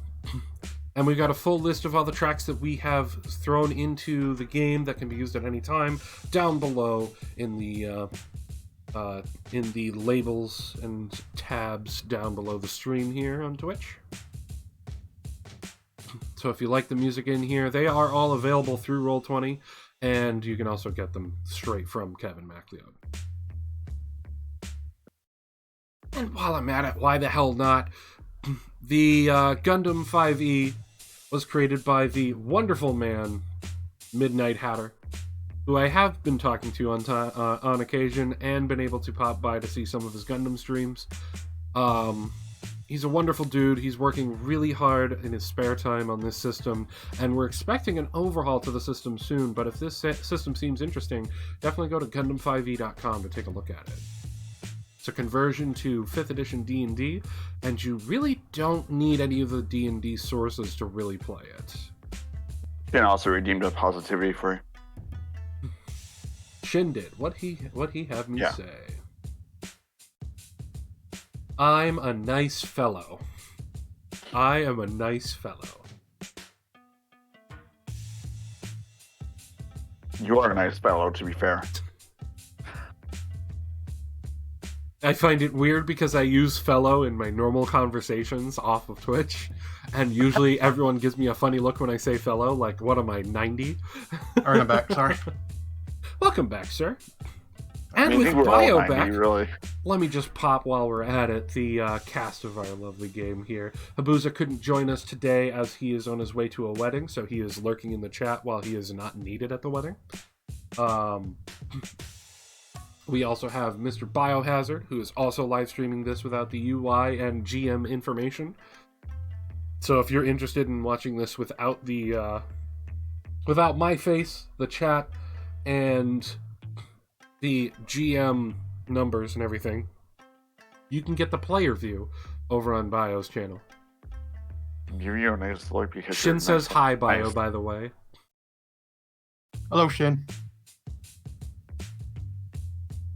Here's the multi-link if anyone wants to pop over to Bio's channel and say hi or anything like that as well. I'm giving you a nice look because you're a nice fella. Means also not wrong. All right. I feel like that was a good break. And we did all of our shout-outs for everything that I like to do. And of course, the shout-outs for all of our streamer friends. So, you all get out your mobile suits, and let's go around. We've already done Lottie. Let's go left to right from the heads here in the Roll20. Describe yourselves. Starting with Bio. All right, so my character looks, relatively young. He's about 18. Seems kind of strange that someone so young would be considered a leader, but he definitely looks the part. He's properly dressed. He definitely looks like he's meant to be an officer. He has, mid-length hair that he seems to care about very much, hence why he always ends up having to shake his head up to make sure his hair looks great after, wearing that disgusting sweaty-ass helmet. You notice that he is quite well kept. He definitely takes very good care of himself. You might have an idea that he may be also of nobility of some kind, perhaps. Maybe of a higher class. And you do see that his rank is second lieutenant on his uniform. Yep. Or are you in your pilot suit right now? I mean, I'm technically in the suit if we just got out of the suit. Yeah, okay. Yeah. So unless my rank is somehow on my suit, I don't know how that works for Xeon, but... You could have it on, the chest. Okay. And you notice that he's coming out of seems like a modified Zaku, but it's not quite a Zaku. No, that's no Zaku. Man, it still shares a lot of similarities to it. You think this might be Xeonic's competitor to the Ifrit?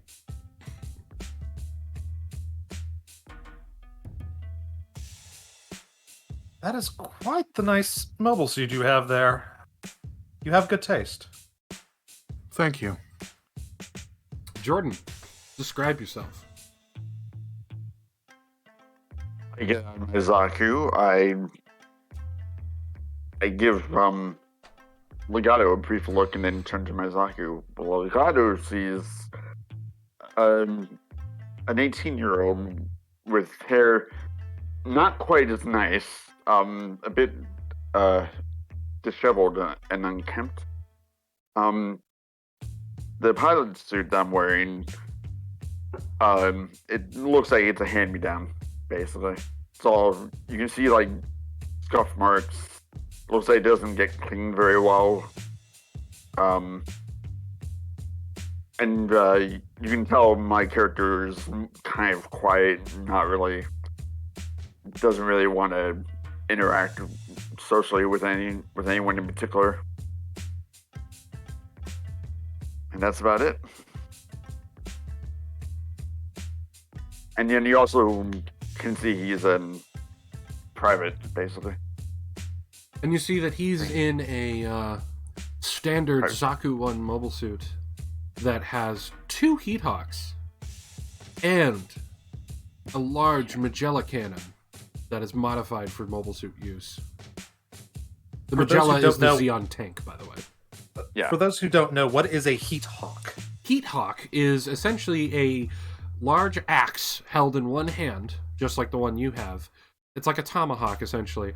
But the blade on it, when used, heats up to, orange-red hot, so it cuts through steel. You can make YouTubes about cutting things with that thing. Mm-hmm. It is the bread and butter of the Xeon weaponry. Even the Xeonic units are using similar technology in a lot of their prototypes, which you also notice unused in that battle, sitting needing some repair next to the ship. One of Zamad Zuda's. Very rare.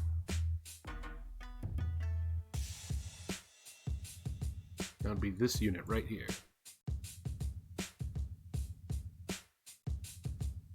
Another quite unusual unit. Mobile suit. Mm-hmm. But why wasn't it used in that battle, right?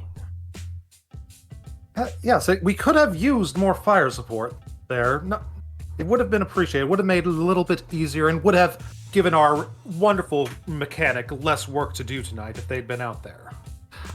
Well, that would have been lovely. Shin, thank you for gifting us sub to Jordan. Thanks, Shin.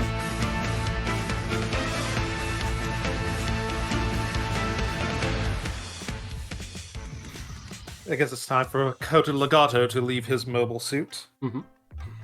He leaves his what's this thing called? Zaku cannon? Yep. Yeah. He leaves his Zaku cannon. He looks like he would be well off, but it looks like he hasn't been able to get himself cleaned up. He looks like he hasn't left his mobile suit in a couple of days, even potentially. He has short black hair that is a bit coated in sweat, but even though he does look a bit shoveled, he still makes sure to straighten his gold colored ascot that he wears even with his piloting suit.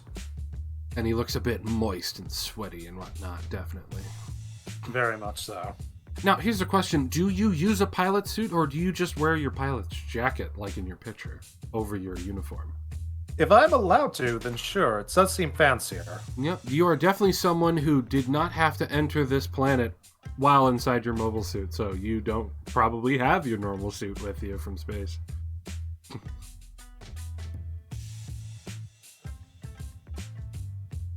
So you if I'm wearing my normal clothes, then I can add a little bit of flair to it. Yeah. I also you see something poking out from behind the shoulder, which is that like the hilt of a sword? No, as soon as Kota turns around, you see he actually keeps his fiddle with him strapped to his back. Oh, and did you take your rapier with you when you got out of the mobile suit? Yes, I do have my rapier with me on my side. Well, how about that? And you can see that he does have the second lieutenant pin or markings. Second or lieutenant whatever collar. So if you notice on your pilot's picture, there's a design on the collar. The design actually shows rank. That's it. I do make sure it is showing a little bit. But you probably also have a pin on your pilot jacket lapel. Yeah. I don't want to have to say that I'm second lieutenant, but just like, it's there. It's there. And you notice that his mobile suit looks like a bit more heavily armored Zaku 2 that is wielding a sniper rifle. Not a Zaku rifle, a legit sniper rifle. While on the calves of the unit have 2 missile pods, 3 missiles each, strapped to the calves, and a shoulder-mounted cannon. In the Zaku cannon's hand, it has the cannon missiles that we were just salvaged, and just make sure to take the mechanic inside. So let's just save a couple of these for my own personal use, if you do not mind. Not all of them, of course, but just save a few for myself. Well, the Major will figure out what's going to happen and what's going on and why you're here, and we'll find out if we can get a hold of somebody in the North American theater. I believe we're supposed to be reporting into Mr. Garma to find out, are we getting you back home or what? But I recommend that you guys don't make the Major wait too long. Also, Sergeant Major Lottie. And she's like giggling, and looks like she's like blushing a bit, but she's not staring at you. She's staring past you at the calves of your mobile suits and rocket pods. Kota misunderstands and does a bit of a humble bow. Oh, aren't you precious? Well, anyway, you skip along. I'll take a look at the mobile suits and see what we can do, because we're finally not. We're finally not at risk right now. Well, I wouldn't get too comfortable, Lottie. Oh, don't worry. I'm ready to jump when I need to. Anyway, you two go ahead and do that. And, Marston, why don't you, freshen yourself up, dear? I don't need you for a little bit. Say so. I'll reach out to you private when I need you. Roger that. All And right. I head off to my room. Alrighty, we'll So take care Legato, of you was real it? quick first. Well, we'll let them roleplay, but once we do the split up, we'll go with Marston real quick first, and then we'll head up with you guys. But go ahead and do your RP as you're meeting here. Indeed, it is a pleasure to meet you, Mr. Monquois, was it? Yes. Do I recognize his name? Like his last name? That's a good question. Why don't you give me some sort of roll if you would? Let's see. I would assume history would be the best choice. Or colony knowledge? Either one of those would work, really. Whichever you're better at. Yeah, I'll try history. And, Legato, you can do the same. Come up with some sort of stat you want to roll to see if you know his name. I probably don't based on that roll.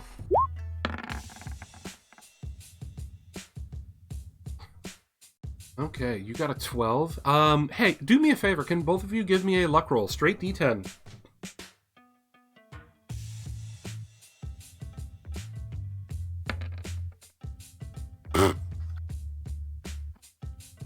Six.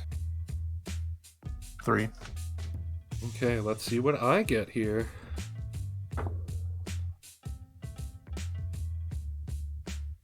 Okay. So, Gerard, you do recognize the Legato name. You believe that you've heard your father kind of curse his name in not an angry manner, more like that, that cunning bastard kind of way, with that little smirk on his face. Dinkelberg. But you're not entirely sure as to why your father would curse his name, but it does sound familiar and something having to do with your father's work. Mr. Legato, I rolled my D10 to find out whether or not either of you got this extra luck, and I also rolled a 6, so you get this. You think you remember the name, and after a moment you remember, yes, Monquois. That's one of the gentlemen that your father would often have little business meetings with. Code from your father for little wagers with, if you will, that are under the table about who would get the better tech from the companies they're backing. So with that little knowledge, you think, Monquois, that's one of the backers for Zionic.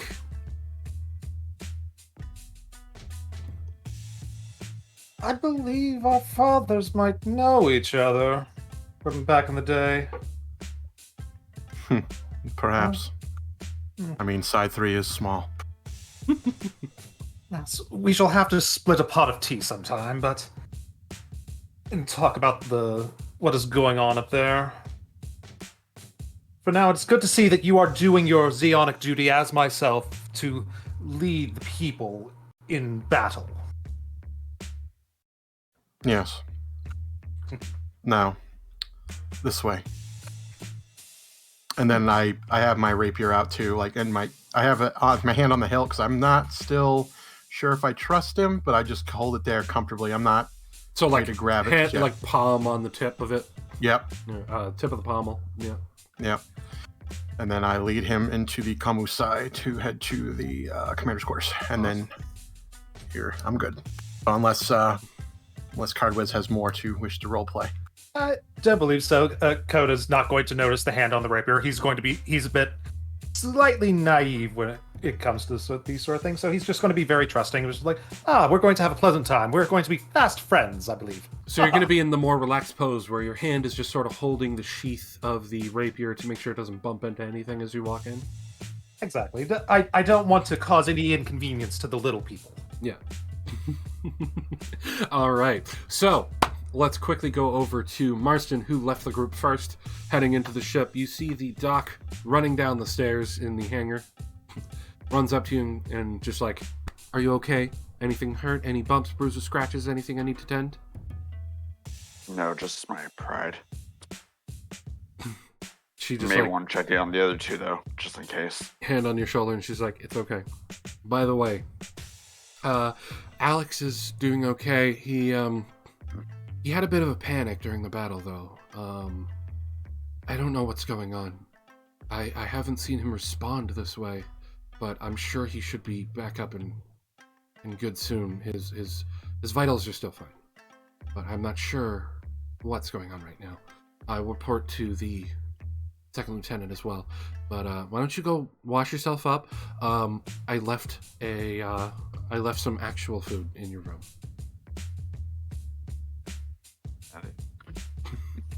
Thanks. I appreciate it.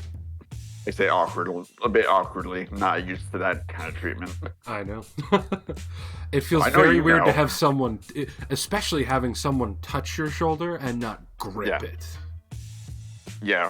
Or just give me actual food instead of whatever the fuck they like to give you in like a prison. Yeah. I mean, heck, even the pilot bars are better than what you got. Oh yeah, definitely. But when you I mean, hear hell, the when room, you the hear room food, itself it's is like, better than I ever got. yeah. So you head on up, and as you're passing the med bay, do you want to peek in at Alex, or just head straight to your room? Yeah, sure. I'll peek in real quick. You peek in. So I and- peek in and I see Alec, I assume, on the bed or whatever's in there. Yep, he's on the bunk in the med bay, Yeah. and he's got a bunch of stuff attached to him, especially a bunch of like stickies and whatnot monitoring his head. And you can see that he's sort of like in a cold sweat, but it doesn't seem like he's flailing about right now. And his, if you take a closer look, you see that his eyes are kind of darting around. So whatever's happening right now, he's having some sort of vivid dream. So I look in, I see exactly what you described, and I'm like, why do they have it attached to his head? I guess it's really none of my business, but something to keep in mind for later, I guess. Yeah. And you head off to your room? Yeah. All right. As you get into your room, you open the door and you just smell fresh, Actual food. cooked meat. I mean, it's no high-grade meat, but it's definitely meat. And there's some At veggies this point, with it, anything too. is probably high grade. Yeah. But you're just like, you remember, like, back to Mom's cooking, and it smells similar, and I assume you're gonna sit and I eat get a little, or wash up first. depressed. Yeah. I get a little depressed, although. I assume you eat first and then wash up a bit. Yeah. Okay. And I'm probably a lot more hungry than I am feeling like I need to freshen up. Yeah. So I do that.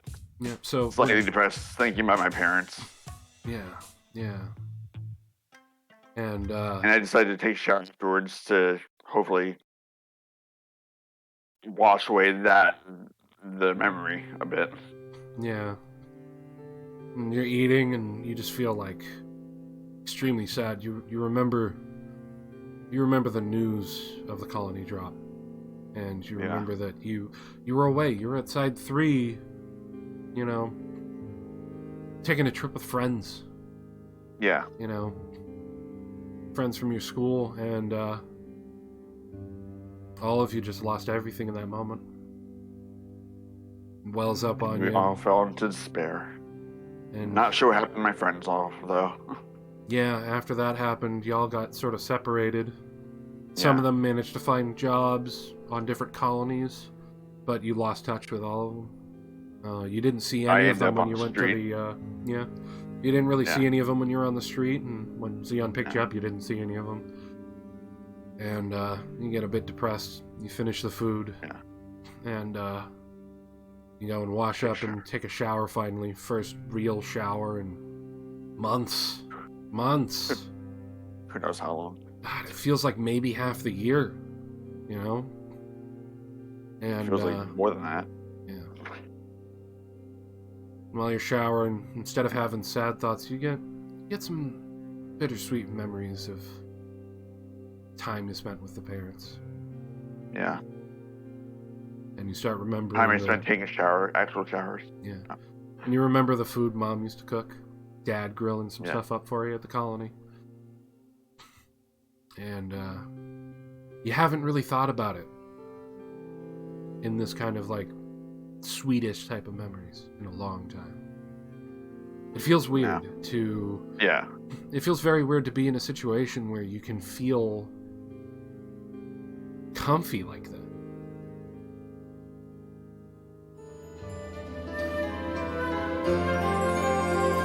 Yeah. It's really sad. I'm just like, can't believe I haven't thought about this in forever. You wash up and you got some downtime. Might as well relax on that bed. Maybe I take out my guitar and I start playing it a bit, hoping to distract myself. Yeah. And I stay there for a little while. Till someone comes to get you. You just Yeah. want to relax. First real time you feel a bit on the relaxed side, instead of just completely on edge. Yeah, like I usually am. And scene. And it sort of fades out of that room, and we skip back over to the two lieutenants over here, who are heading towards the major's room, or the major's cabin. You get into the hangar, and Legato, you see in the hangar, it is you got the radio playing from Lottie's station in the back corner. You can see, normally in a Komusai, the hangar's set up to hold 2 mobile suits. This one was modified to have 2 DOP ceiling hangars, basically little grabbers that hold on to like the pod of the top of the DOP. I'll actually move this over so you can see a little bit. Actually, this one probably would be easier. So you can see how there's like the cockpit is like a bubble, and then there's like the slim neck. That's usually where the DOP hangers will grab onto it on those ceiling type hangers. And on the bottom looks like a spot made for the tank. So one of the mobile suit bays has been removed, but the tools for the mobile suit bay are attached to this mechanism that seems like it can swivel out of the rear hangar bay. Most Komusais have a hangar bay on the bottom, but this one was modified for being on Earth. And you see on your left, in the one remaining mobile suit bay, is a large Zaku 1 that is very, very different. It is purple with some red accents, and it has like spikes attached to the knuckles of the fists. And let me just see if I can just grab it so you can see what it is we're talking about here. So this is what you see for the Zaku 1 inside the hangar. It is unscratched and just attached to the hangar bay. Zeon once again proves that it not only does it have the moral high ground upon the Federation, it has the style that one needs to be able to truly strike fear into the heart of the enemies. But I need you to roll me a colony knowledge, because this is not a color scheme used by Zeon. Colony knowledge. Okay, I can roll one of those. And I'll give you advantage. You don't need it. The mobile suit. Purple. Claws? Wait. The Major. Guineas Bauer. That's right. Back at the start of the war. After Operation British with the original colony drop onto Earth that Zeon did, there was the Battle of Loom during the end of the 1 week war. You remember tales now? The Bloody Leopard of Loom. Guineas Bauer. He was in a Zaku 1. Malfunctioned and exploded, damaging it right at the start of the battle. And despite being damaged, managed to continue moving and took out multiple space fighters and a warship with no weapons, just his bare hands. Oh my goodness, I did This not squad realize... is being led by one of the lesser-known aces. I did not realize I was in the presence of such greatness. I am truly honored to have this rescue squad sent to help save me, to be led by such a great man. But I must say that your rescuing strategy was a bit strange with the sending up the smoke signals to alert me of your presence. I do appreciate it. It did work, but you did alert the enemy as well. Rescue? Yes, isn't that not why you all have come to help me after what happened with my squad? No. Honestly, I don't know anything about your squad. I suggest we get to the commander. Then you head up towards the stairs, and this woman runs up to you in a kind of weird Greens uniform.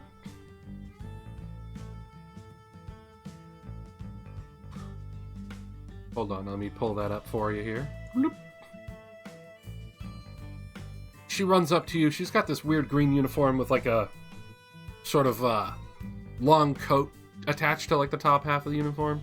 But like the top half is like a normal like sort of suit, if you will. She runs up and she's like, "Hello, you must be the one that came in on the radio. Monqua, are you okay? Any injuries? Anything I need to attend to?" I'm fine, Doctor. All right, and you, Legato? And you see Indeed. that she has First Lieutenant badge on her chest. I will give a polite salute. I thank you so much for allowing to take me and my mobile suit in and helping me out in such a dire time. Okay. Not a problem. I mean, first ally we've seen since we got onto the Earth. But if you have any issues, I'm the medic on the ship, and I've got food made up whenever you guys want some. I've already delivered it to the Major's quarters. He's already has his as well. He's waiting for you in there, so if you have nothing that requires medical attention, I recommend heading over to see him. Now, my suit took the brunt of the damage. I would appreciate a nice pot of tea if we have that available. Oh, he has some in his quarters. Wonderful. Yes. So go ahead on up, and again, if any injuries arrive that you didn't notice, just come find me. Medbay's the first door on the right up after you've gotten through the main door up there. And then you see her like look past you at Lottie, who's outside, just like gushing over the mobile suits and trying to figure out what to fix. And she's like, "Lottie, you really need to eat." And she picks up the tray that she left at her table in the back corner. And you see that where Lottie's like station is in the back corner, she's made up her own like living space back there. Very mechanic-like, you know, like tarp up for privacy, bunk, all that stuff, and just a bunch of parts all over the place. And you see her pick up the food and run outside to like yell at Lottie some more. You head up the stairs, walk across the catwalk, and go through the doors, and you see a hallway with a bunch of doors on either side, likely to the quarters and everything. First door is the med bay. Monqua, do you want to check in on Alex on your way through? I'll take a glance. I don't want to draw too much attention because I don't want Elgato to be aware of it. Okay. Elgato. Elgato, damn it. Legato. Nice job, LaCroix. You take a peek in and you try and make it a quick one, but you're taken aback real quick, and up to you how you react, seeing all of these like monitors attached to him like you expect, but a lot attached to his head. I take note of it. I look at it suspiciously, and I'm like, gonna leave notes that I need to speak to the commander about this, because this could be a problem. All right. You continue on your way, and you get into the bridge, and you see that Cohen is still hard at work on the console and taking looks at the radar, and he sees you, and he's like, "Second Lieutenants, right now radar's showing clean, and with the Minovsky particles in the area, no radio signals were able to be sent out long distance. So I think we got some breathing room right now. But I'll keep an eye on everything in case anything else shows up." How is the rest of the electronics going along? When you're going to be fully operational in terms from an electronics standpoint? Hello, Kess. Well, we've got the internal systems back up and running. We've got the short-range radio back up and running. Long-distance radio is almost back up. The radar's up for a pretty good distance right now. Really was meant to be in the air, but I've done some modifications with the parts you guys found, and we're getting closer to that range while we're on ground.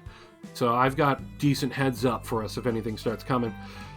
But the big thing's going to be on Lottie trying to get this, whatever plan she and the Major have to get this back up and operational and moving again, and how I'm going to control it from up here. I've just been told to leave that panel open and ready for whatever. All right. And for the newcomer here, the gentleman that you're talking to here looks at you and he's just like, oh, by the way, I'm the second in command here. I am First Lieutenant Rainer Cohen. And what you see is, he's an officer. He's higher ranked than you, but he's definitely not the aristocrat type. He's definitely like a normal man. And he's got the collar open on his uniform right now. He's got his sleeves rolled up while working on stuff, and a bit dirty, working on all the electricals and whatnot. And you can see he has rubber gloves on right now because of what he's working on. And he just points you on over to the door in the corner that leads to the Major. Pleasure to meet you. Keep up the good work. Will do. Sure that you have a wonderful story for the Major to hear. And he turns back around and gets back to work. So you guys head over, and I assume you knock? Yeah. Of course, it would be rude not to. Yeah, I mean, if he's fapping, I don't want to be caught up in that. He's just like, one moment, and you hear a loud... There we go. All right. Come on in. I open the door and we step in, I guess. You open the door and you see the Major is like fiddling with his leg. And he's like, all right.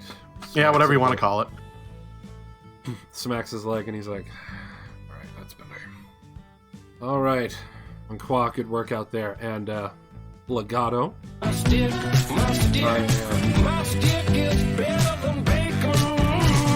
Waiting for an alert to go off. There we go. Thank you, Jordan. I am Major Gideus Bauer. I'm in charge of the 55th Experimental Earth Assault Corps, and we just arrived here on the land. Indeed, it is a great honor to meet you. I cannot believe that you have arrived so quickly upon me attempting to send a stress circle. Honestly, I didn't think it made it through the atmosphere, but here you are. You've managed to indeed save me. I do appreciate that. Well, why don't you two have a seat here at my desk? There's 2 seats on your side of the table. And you see the food that the doc was talking about is all there, and he's already started eating a little bit. And there's already some tea made up. I grab the tea, pinky out, start drinking. It's what you expect from the military, but at least it was made with fresh water. And then I'm like under my breath, I'm like, oh, finally, something that's not fucking bars. I take a napkin and I properly put it on my lap, and I begin to eat. So let's have a little mobile suit officers meeting while we enjoy our first meal on the planet here. So, Legato, I hate to tell you this. I had no idea you even sent out a distress signal, and we are probably, as far as I'm aware, the closest allies to you. Excuse me, I was with a group that was sent on a very important mission. I would have assumed that you're not the backup. We don't have backup. So let me give you the quick rundown. As you know, we're behind enemy lines. The Minovsky particles in this area are very heavy because this used to be the front line. These are all left over from when the front was here. And no, we were actually meant to land in Africa. Our Musai was attacked from our secret deployment route by Federation vessels in space as we were reaching orbit. We had to deploy an hour early and we managed to navigate ourselves to not crash in the ocean on the other side of those mountains to the south. Well, southwest. That explains the mess outside. I had just assumed it was some elaborate trap for the enemy. I see I was mistaken. No. We managed to have an explosion on the way down, and Cohen managed to get us to ground safely. And you can see the look on his face of just like, safe as possible. You saw how the ship crashed as you came in. So right now we're just in the middle of trying to get ourselves back up and moving. But we are tasked under Lady Cecilia Zabi for a bit of a top secret mission, but it sounds like you too were on some sort of top secret mission. Yes, I was deployed. Sorry, go ahead. Yes, I was deployed with a small squadron. We were going to infiltrate a Federation stronghold, but it did not even begin. Before we could even begin the assault, we were set upon by bombs, and I got separated from my group, and I haven't been able to come in contact with anyone. I tried to send out distress signals. I didn't think it would help, but after a few days of searching, I managed to see your well, not smokescreen. I guess it was your damaged engine. Yeah. And managed to find you. Yeah, I mean, we've only been here for, what, half the day? A little Sounds more? about right, Commander. Yeah, I mean, we crashed early this morning. This is quite distressing, so Xeon might not even know that we failed. I mean, technically, Xeon doesn't even know we exist. Even better! Fantastic. Fantastic. Yeah, well, that's the fun with the 55th. We are the Bronze Enigma Corps. And I want you to roll something that'll make you try and see if you know that name. Colony knowledge or something else. Land knowledge. You know, see if you may have heard about it from, like, other troops or something. I do like land knowledge. Through your He land definitely likes knowledge, land knowledge. you, 55th Experimental Corps, Bronze Enigma. Oh! The Coffin Squad that was supposed to be deploying. I'm in the midst of the Coffin Squad. Yeah, there were rumors you going around about a group that was getting dropped onto the earth to fight behind enemy lines with no support. Oh, no. I did not want to be involved with this. I immediately just roll my eyes at the Coffin Squad name. And the Major just looks at you and goes, yes, I know that the boys already on Earth find our task to be a bit laughable, but it seems for right now, you're going to have to work with us for the time being, at the very least. Once we can get a chance to get a radio out to Garma, we can see what we can do to get you back to the front. I would very much appreciate to go back to my squad and see if any of them survive, but I am more and more doubtful of that, knowing where we are. Okay. But, Officer, oh, dear Lord. I have to ask you, were you in charge of that unit? I was second in command, but Okay. I believe I might be in command of it now, unfortunately, based upon the fire that was raining down upon us. Where was Well, this congratulations on your promotion. Where I was said this smugly. base? It was to the south of here. It was about a day's travel or so. That must have been the route you guys saw when you headed over to the construction site. Did you get close enough to get any eyes on the facility? I only saw it through my scope. I did not get... They fired upon us so quickly. So, the information that you have from it was your squad got hit by some sort of artillery fire, but not typical artillery. But you know that it was laid at the base of the mountains to the south-southwest, and heavily forested area, so hard to spot targets. But from what you were told for the mission, and you can disclose as much info as you want, you guys were going in behind enemy lines to take out a communications base that was attached to a rumored base that was gathering information on the Zaku, and specifically on Xeon's Minovsky engine to replace the mini-nuclear engine that mobile suits were using, which allows for much stronger tech and stronger weapons, including better ability for mobile suits. And you heard rumor that this base might be heavily defended with emplacements and heavy firepower, and you know there were rumors about the Federation having a bipedal cannon-type unit, but you're not sure if that was there. You just know you guys got hit by artillery fire before you could spot anything big. I have no reason to hold any of this back. I would like to complete my mission, even if it is now with a coffin, with this coffin squad now. Bronze Enigma will do fine. But I think we might benefit from it going after this base as well. Monqua, don't you think being able to have access to a long-range communication might be a bit helpful to get our next orders? I don't disagree with that, Commander, especially if we need to be able to contact to see if we can figure out what happens to the second commander's squad and see if we can get him back to where he belongs. Second lieutenant squad, yes. Well, the first thing we're going to need to do is repair, and while that's happening, we should get tonight, before we get some shut-eye, I'm going to need to send some people out to do a little bit of scouting, because we still have that airbase to the east, and we took out their air units. They're going to wonder where those units are at some point. Agreed. Do we have any ETA on when Lottie's going to be able to get the comms side moving? It's going to take a bit. I can tell you that much, especially with her having to focus on getting the units repaired tonight. I understand. But, she has an idea. Are you ready to hear this? Honestly, Commander, I just want to be out of this place. And I really don't care how she does it. The large crane.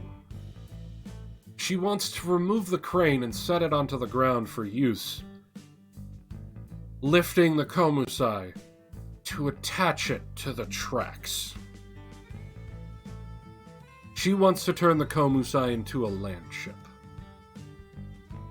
Well, that's really our only option. So she's definitely going to need the mobile suit's help with the crane. Right.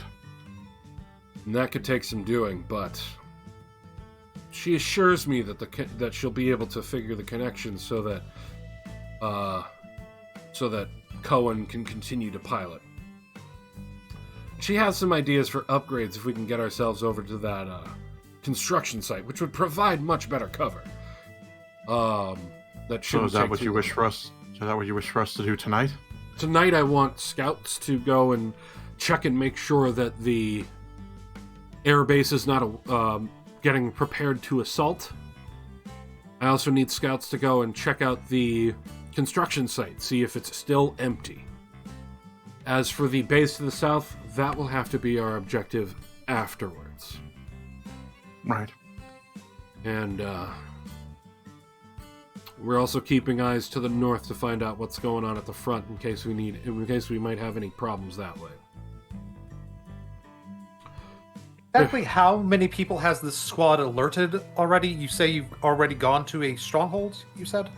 We went to a abandoned construction site. Abandoned construction site. Yeah.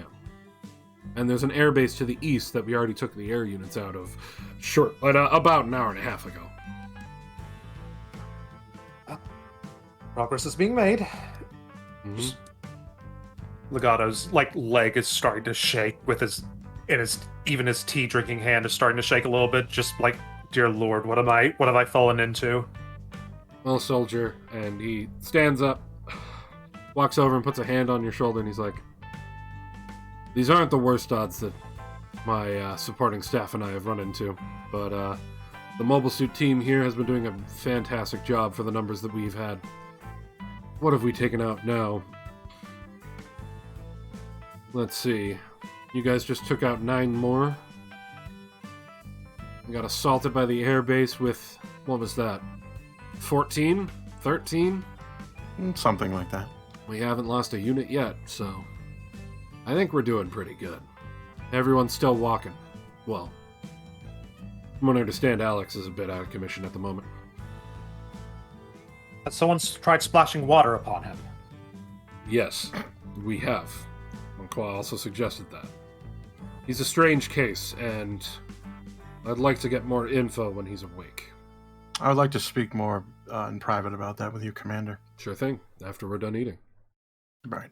Sits back down and continues eating, and you guys continue to chat, and finally the Major goes, well, since you are currently, I guess, conscripted into the Bronze Enigma Corps for the time being, I have to give you the rundown of our squad. We've been tasked by Lady Cassilia as a Special Forces squad.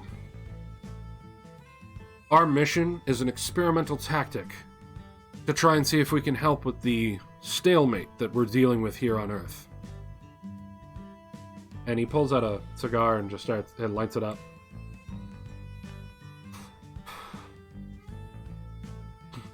The big part of our mission is basically disrupt the Fedi military effort while taking supplies from them at the same time. If we're not drawing supplies from home and taking from the enemy, that'll work in our favor.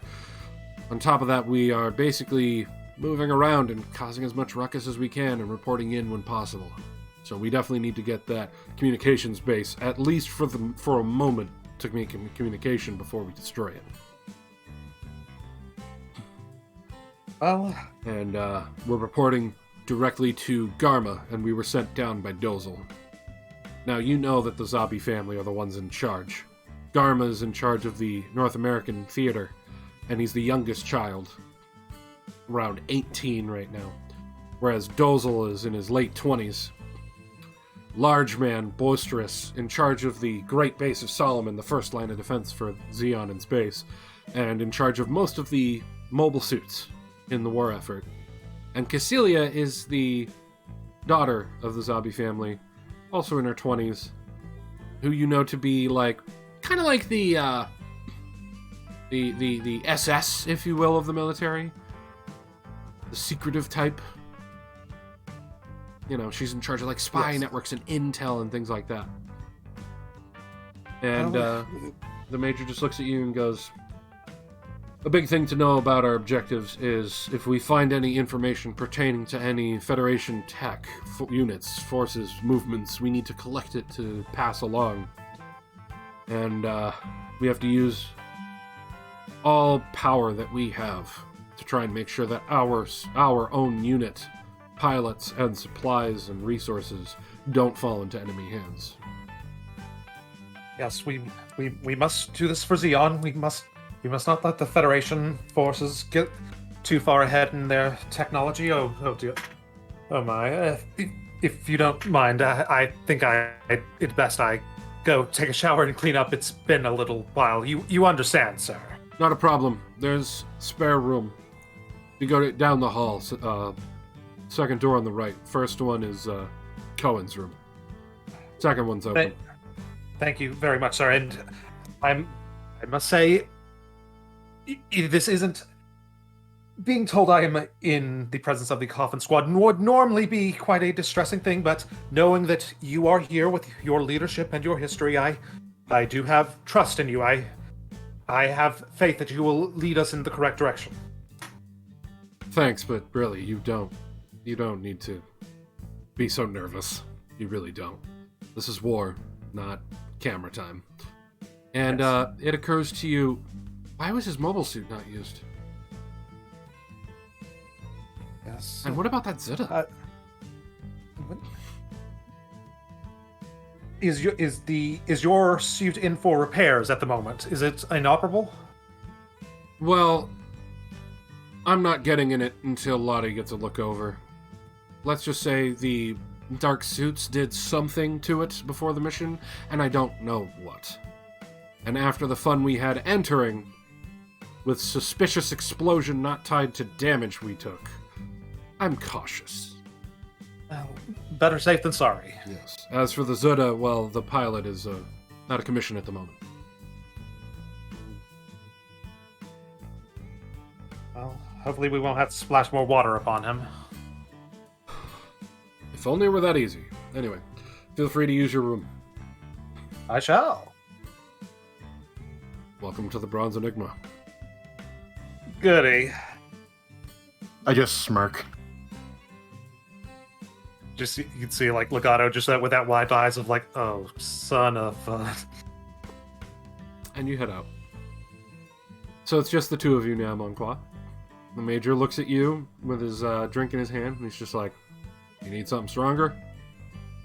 No, I'm fine. I need a clear mind. All right then. What What's do up? you think? What do you think of Legato? Well, he seems like your typical officer, coming from the same line as you, the same Do you tier do you- of society. do you buy his story? Honestly, yeah. We knew there was something that base led to, and there was no gate that attached to that road, so more than likely it was abandoned and they fell back to that base. And that tank squad that ended up picking up your trail was probably heading over to back up that base, so at least we weakened their forces. That's useful. With the Minovsky particle disruption in this area, they were probably going to hand deliver their paper orders for deployment there, so that base might not even know they were coming. Perhaps. I'm just concerned. I just don't really. I recognize the name from past, but Look I'm up. not so certain. Yeah. Let me think. You see him ponder for a moment, and he's just like, "Oh, some sort of attachment to yours, your family." In a way, I suppose, but I was never really privy to such things. Well, as your father gained his position with backing Zionic, his family backed Zamad. You both come from families that backed the war effort. Okay. That's where that name comes from. I'm surprised that both of your fathers put you both in the war. Well, I have my reasons. I don't know about the other guy. How are you getting along with your squad? Everything seems fine. They mostly follow orders. Although I do worry about Alex a little bit. Sometimes he likes to skirt around my orders. Don't enjoy that very much. Speaking of Alex, what are we going to do about this? Because honestly, I need reliable pilots. I can't have him keep having these supposed episodes where he just becomes completely useless. I'm definitely going to want to know what's going on with that myself. I'm going to have a talk with him in the dock once he wakes up. Because I feel like the dock's not going to give me much detail because of the whole fun with Cassilia. I'm just kind of surprised you weren't privy to his medical conditions, that he could be a risk. And he pulls out the paperwork that he has right next to him of all the pilots in the squad, pulls his sheet out, which is right on top, and slams it in front of you and goes, "What information can you get from Lady Cassilia out of this?" And you see a ton of redacted sections. And the only information that wasn't fully redacted just says Granada Medical Experimental Facility.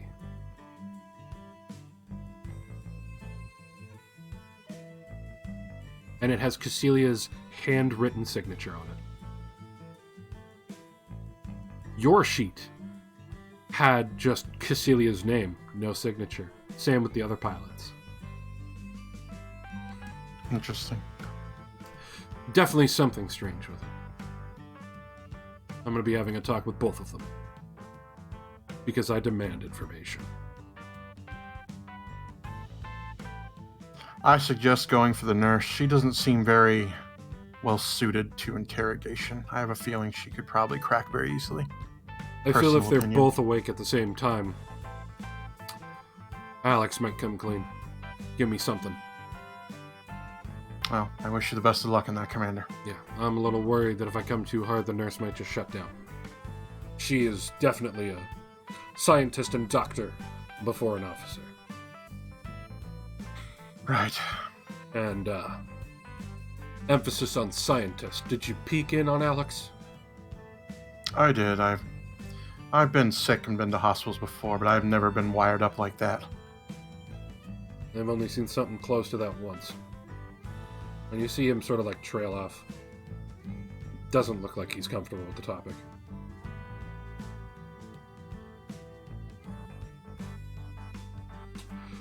Anyway, any bumps, bruises, anything we got to worry about? Or are you in tip-top?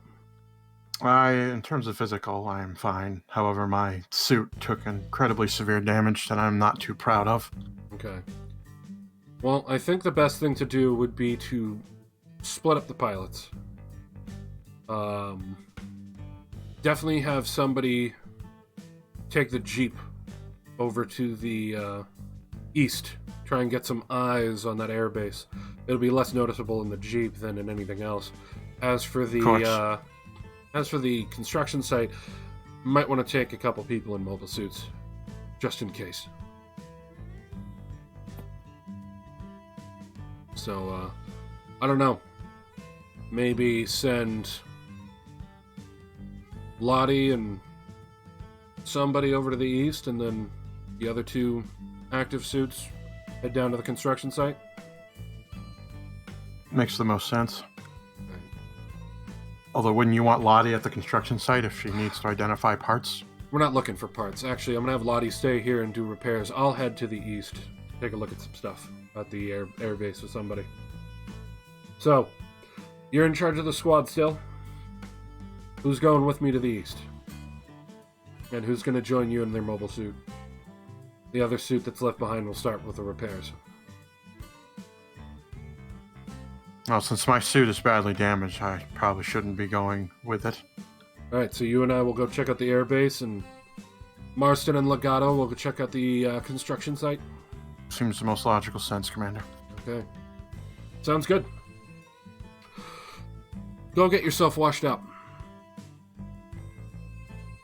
And we'll leave at nightfall. It's not too long from now. Sounds good, Commander. I give him a salute, and then I exit the room. Gives you a salute, and as you're leaving, he just goes, and remember, if your troops are giving you issue, a hard hand is not always the answer. Remember what I said about trust. I look over my shoulder, and I just give him a slight nod, and then move off. And give me a perception as you're leaving.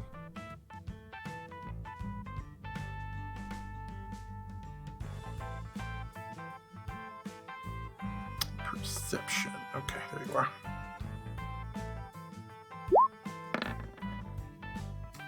Ten. You think you hear him mutter something to himself as you're leaving and the door's closing, but all you really pick up is Blue Rose. Familiar.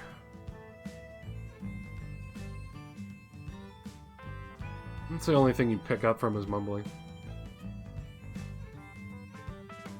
It's a blue rose, right? Yep. Yeah. That piques your interest for a moment as you're heading out. Yep. Noted.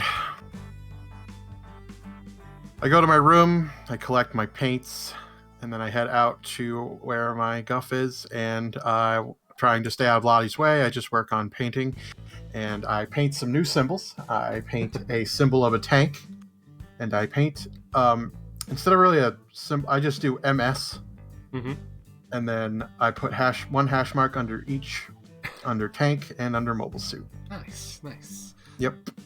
Now, for Marston and Legato, Yep. you still have both of your hit die for the short rest that you're having right now to repair your mobile suit.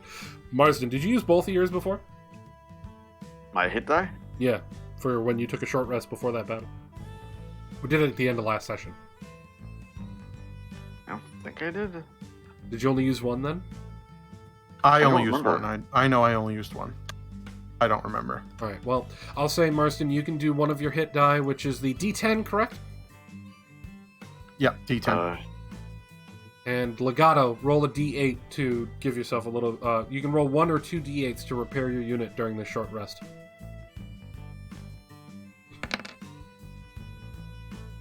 All right, here, heal 12, you're at 22. Marston, heal 3, you're at 13.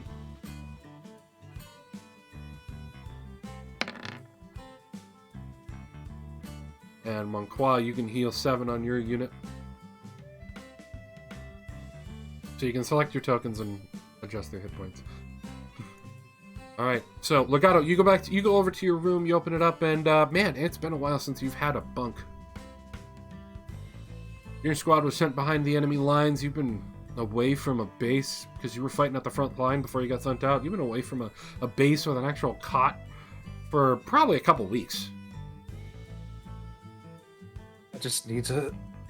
He shuts the door behind him so no one can see him. Just has, like, not a full-on panic attack, but just like, okay, it's okay. He had my moment. Gotta get through this. And you look over and you can see that someone very carefully, motherly, kind of, made the bed, placed a nice clean towel on top of it, and there's some stuff there for washing up, whether you use the sink or the little stall shower that's in there. The Xeon army is truly civilized. I am truly grateful for this, and I will take a nice, just a short shower just to finish calming my nerves, finish calming down. I've got to get back to work. But you got a I've little still bit got of a mission. downtime right now, so... I haven't gotten to properly introduce myself to Mr. Marston yet, so I believe I should go do that. Okay. And, Monqua, you get to your room, and what do you do? Well, I now have time to set up my room, so I'm going to hang up my cool poster of Cecilia above my bed. Yep. And then I'm going to put my special photograph of Cecilia right next to me on my nightstand.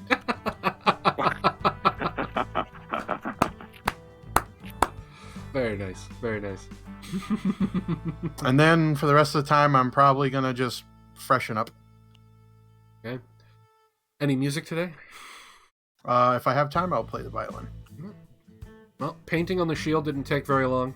Lottie's doing Yeah. quick field repairs on your units to get them at least a little bit better. The damage to Marsden's was kind of bad. Same with yours, so they're still a bit damaged. But she was able to get some good repairs done to Legato's during the hours before nightfall. Or during the hour time of the short rest. But you're able to like sit, relax, play a bit on your violin. Yep. Okay. And around that time is when Marston, there's a knock on your door as you're hearing the violin in the background, so you know that music's playing again. I stop playing my guitar. I stand up. And you guys hear the guitar I stop go- in it. And again, while you're walking down the hall, Legato, the music from the guitar and from the violin, though very different, they kind of work well together. It's weird. Not planned at all. But the guitar music stops and you open the door and Legato's standing at your door. Hello there. It is very nice to finally get to truly meet you face to face. To properly introduce myself, I am Kota Legato. I will extend my hand. I just look at the hand for a brief moment and just nod instead. Not used to handshakes at all. It's not uncommon for Back. you to be denied a handshake from the regular soldiers, especially first meeting you. They're kind of thrown off by your chipper mood as an officer. Or Well- especially my character. Well, indeed. Might I come in? I believe it is best to have a bit of an icebreaker so we can introduce ourselves. I do have something a little bit special in mind, and I hold up a case that I have at my side, which contains my family heirloom. I shall reveal soon. Also, why don't you give me an insight on Marston for me, Legato? It's one of your skills. Yes. Oh, what happened to my thing? There we go. Each. There we go. No, you're not. You just think he's a soldier. Your insight jams. Your insight jams. Your head just sort of just pops. I know that you are just a robot, but I felt like speaking with you at this moment. Anyway, continue. Yes. I guess I'll let him in. All right. Because he's their higher ranking officer, so I feel I have no choice. So I take it you give him the chair at the desk and you just sit on the bunk? Yeah. Well, I want to make yourself comfortable with me. I am a second lieutenant, but I still want to be able to let you know that you can speak with me and I can speak with you, and we can have normal, everyday conversations that one would have every day in normal high society. And the best way to do that is over some tea. And I open up my box, which contains my family heirloom, and it is a very nice tea set with a flowery decorated teapot and some very nice cups on the side. And I will begin setting them out. And I assume that you have like a field little cooker to heat the bottom of the teapot? Yes, let's assume that I do. Yeah. Just like some sort of hot pot or something like that. You probably managed to charm one of the cookies back at the front line to give you one of the spares. Exactly. What is your preferred brand of tea leaf? Or do you have one that you would like to share with me? I don't have one. That is perfectly fine. Everyone has their own drink that they prefer. I like to go with the nice Earl Grey. I think that is a good way to have to set the mood a bit. And I will begin brewing some tea. I work an eye and kind of looked a bit taken back. But I quickly compose myself and hide it. So how did you get wrangled up into this coffin? No, they don't want me saying that. This Bronze Enigma business. I was recruited forcibly. Marston, do me a favor. Yes. Can you help me just flat D20?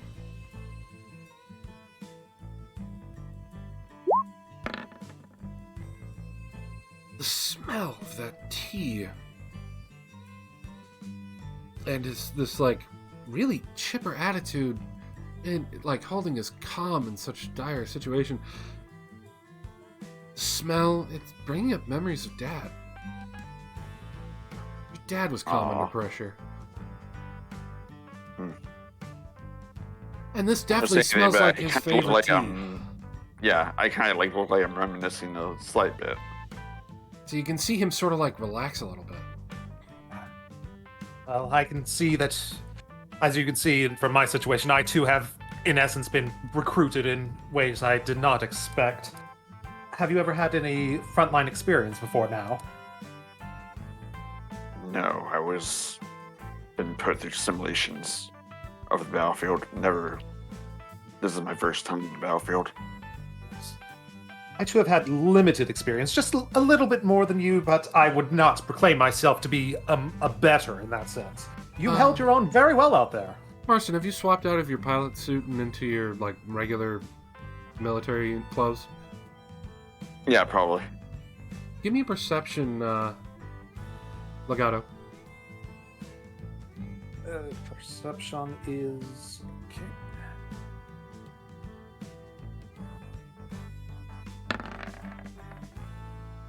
Good enough.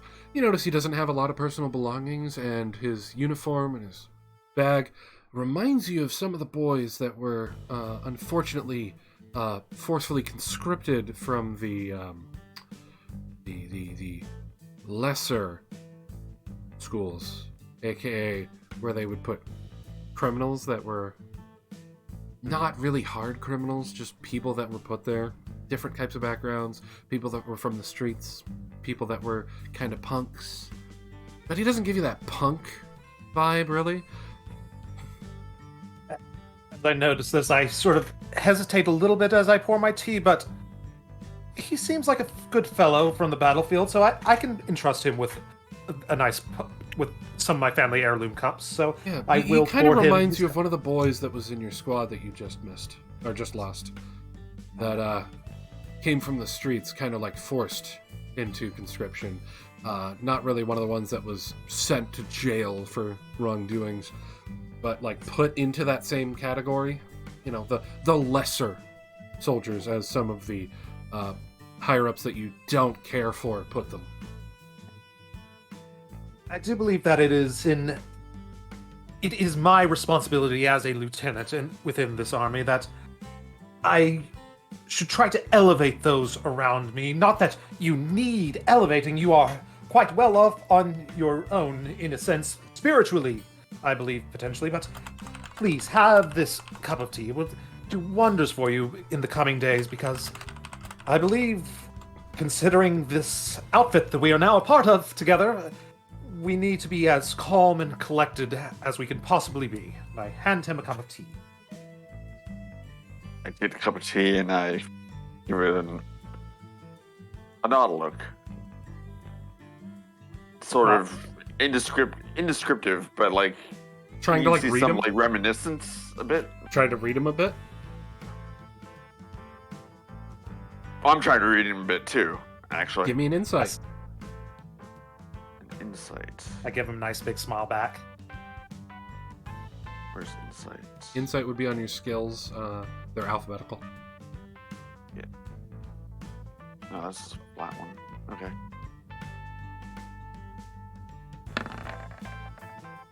Yeah, you're not reading the typical stuff you're used to from your drill sergeant. This is such a weird place to you. Ball for that matter. You definitely don't sense any like malcontent or trickery. But I'm still a low guarded just by default. Yeah. Yeah. I'm just giving you like these little Yeah. cues. Play with them as you wish. Yeah. So I think to myself, he seems a bit more friendlier, maybe, than what I'm used to.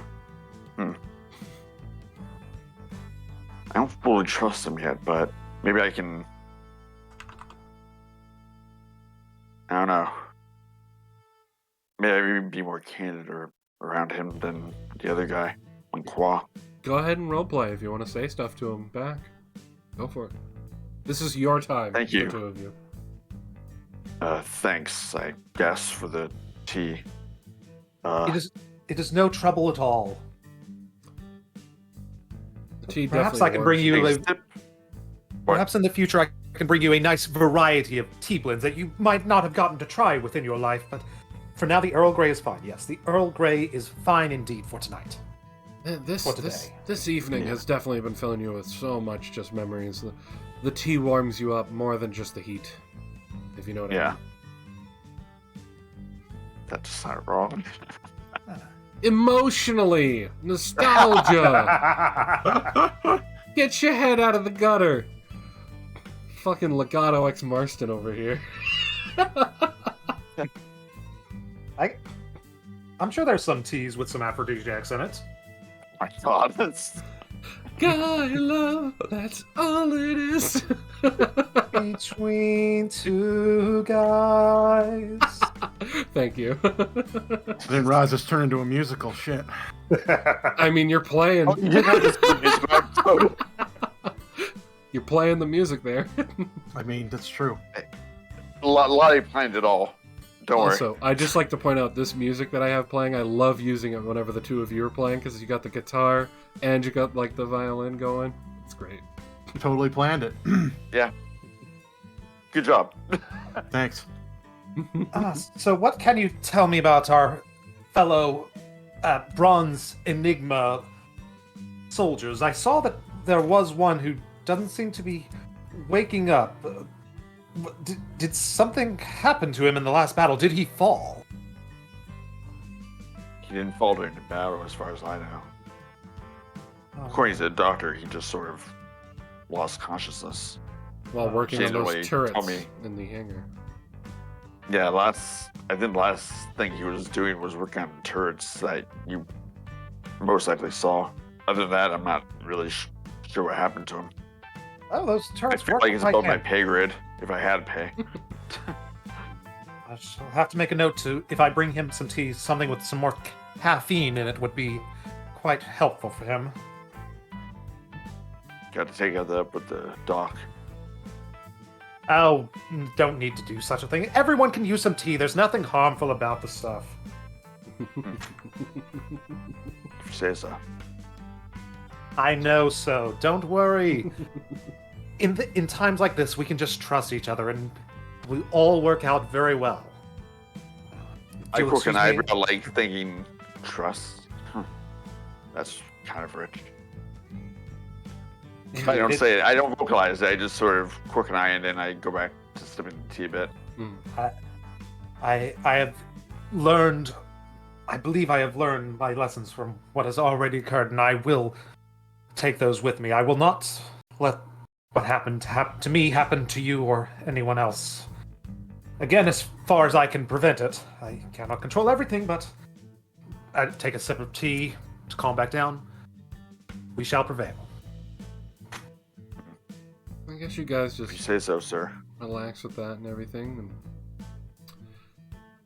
Legato, after you guys have been enjoying some time together for a bit, you notice his guitar on the bed.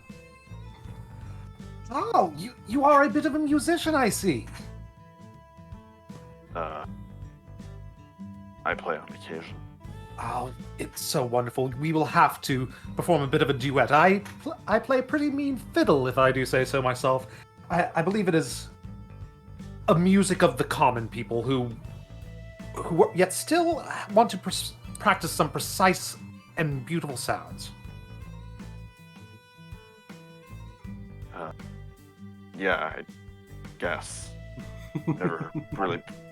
Indeed, we could create we could potentially have a concert one night and bring everyone together and have everyone have a little bit of a dance and do a bit of a jig, and it will liven up the crew so much.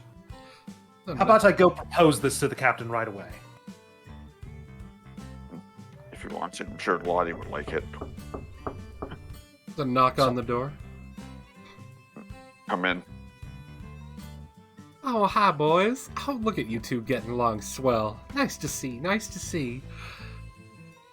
Second Lieutenant, I wanted to let you know, the damage to your suit wasn't too bad. I was able to get it, in pretty good order. I heard that, there's gonna be a bit of a task for y'all tonight. Marston, do be careful. Yes. I wasn't able to get a lot of that bad damage taken care of, but you are functional right now. Try to stay back if you need to. Yes, tell the melee fighter to stay back. I mean, you do have that gorgeous cannon, and from what I understand, the two of you are going to be taking your suits out tonight. I'm sure that Monquois will be giving you your orders shortly. Sun will be setting soon, and from what I understand from the Major, we got some spy work to do while I got repairs going back here. Don't worry, we shall make sure to keep our distance to not harm our mobile suits. We shall rain justice down from above. All right. And hopefully you don't run into any problems out there, but and hopefully we're fine back here. But if you happen to see a rather bright light coming from our direction, head back as quickly as possible. That's our emergency flare. I hope we do not see it, but thank you so much for your work upon the mobile suits. You have done a wonderful job, Lottie. I mean, I've done work in worse conditions with the Major. This is par for the course. You'll get used to it, both of you. Oh, forgive my rudeness. Would you like some tea? Oh, no thanks. I don't want to get too jittery while I'm working on the suits. Need them very, very stable hands. I got plenty of liquid down there. Understandable. I will make sure to get a mild brew for you in the future. That would be lovely. I got a kettle. It ain't the fanciest like yours there. Oh, that I do like the pattern on it. But I got a kettle down in the hangar, so if you have any teas you want me to prepare to give you a little boost of energy before battle, just bring them down. I'll get them ready while I'm working on maintenance, all right? Sounds absolutely wonderful. Thank you so much. Not a problem. And Marston, if you need if you need anything before you head out tonight for a drink, I do have, for both of you, I do have something a little tougher if you catch my drift. Something that'll really put that hair on your chest. Yeah, I'll consider it. Thanks, Lottie. I want to believe that Lottie probably like distills diesel fuel as friggin' like moonshine. I'm calling it right now. How'd you know? Just an obvious guess. She has a still hidden behind the curtain. I mean, the curtain is suspicious. And the Major knows about it. Of course, I mean, he had to approve it. The Major probably asked her to build it. Let's be honest. That's true. That's true too. You know, homemade painkiller for that limp he's got going. Anyway, and she goes, "All right, boys. Well, I'm gonna go and let Mom. I hate to disturb the music playing from him, but I'm gonna go let him know that I'll be working on his suit first. And when you boys return, I'll be finishing up the work on legatos and then spending the night on the other two." Thanks. She closes the door. Is there anything more the two of you want to do before I cut back over to Monqua? I don't think so. That's fine. We can cut over. Okay. Monqua, while you're relaxing and playing, you just hear a nice light knock on the door. I stop playing and put my violin down and away, close the case. Come in. Door opens and Lottie steps in, brushes her hair back, and just looks at you and goes, "That was some mighty fine playing there. Very, very beautiful. Thank you. I wanted to come and give you an update. Your suit will be the first one we'll be working on tonight while you're out on your mission. The Major already updated me. Do keep an eye open to the west while you're out there in case we let up the emergency flare." I will be sure to keep an eye out on that. All right. And sun will be down in a few minutes, so just wanted to give you that heads up. I'm going to get to work now. All right. Thank you, Lottie. And, you know, sometimes you freshen up real nice. It's nice to see you relaxed. You should give us more of that.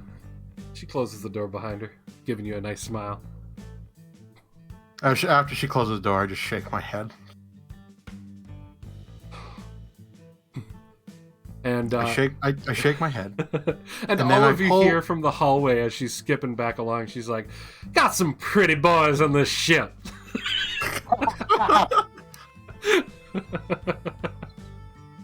So as she leaves, I pull out. I go to my nightstand. I pull out of the drawer and I grab this really folded. It's been folded a lot. It looks old. Piece of paper, or at least it looks like a piece of paper, and I unfold it, and it's a photograph. And since no one can see it, I'm not going to describe it, and all I'm going to say is just look at it, and I go, "Where did you go?"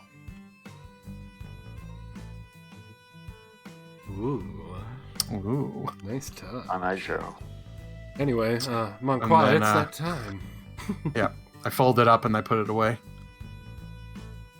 and I get ready.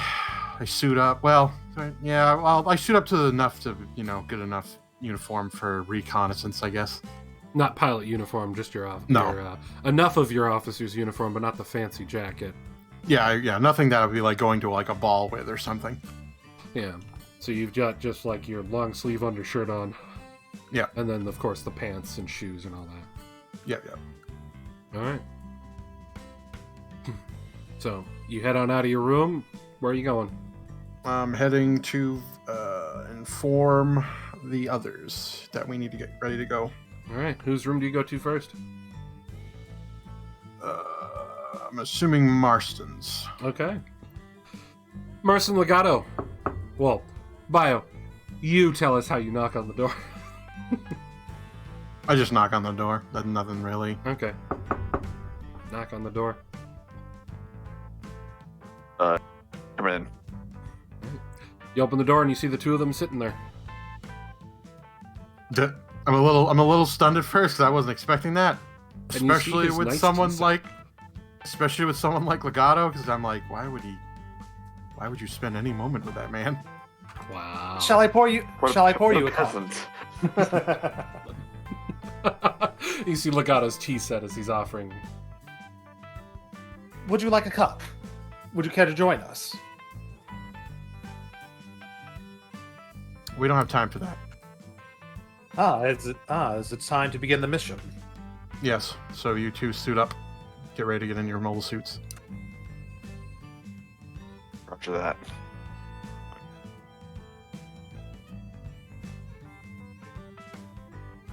All right. So I take it the two of you suit up in your pilot suits and Yeah. get ready. Well, pilot jacket for you. Look at him. After cleaning out the tea set, of course. Yes. All right. And you get ready to head on down and figure out what your orders are. Yeah. Do you head down as I well? assume we're Monfort? in the hangar. Yeah, that's usually where you deploy from. Yeah. Just make sure. You heading down to the hangar, Monqua? Yeah. All right. Major's already down there. And he's just like having a word with Lottie. Does anyone want to check on the med bay on your way past? I'd probably take a look. You see him still linked up. His vitals are definitely normalized at this point. And you can are you taking a close look or just a quick glance?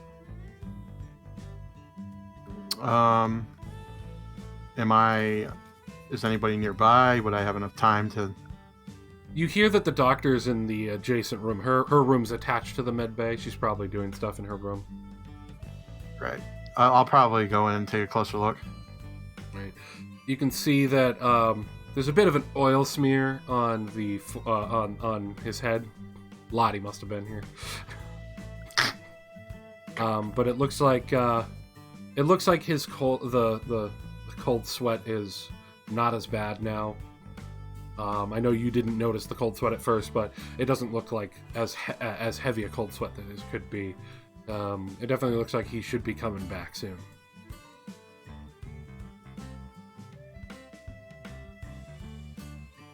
Of course, in the back of my mind, I'm just like, what the hell is wrong with you?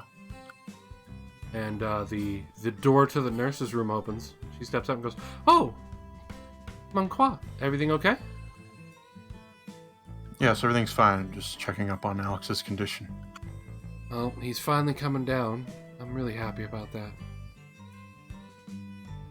Does this happen often? I've never seen it this bad. And you see all this worry in her face as she's just like looking over all the stuff in the readings and everything.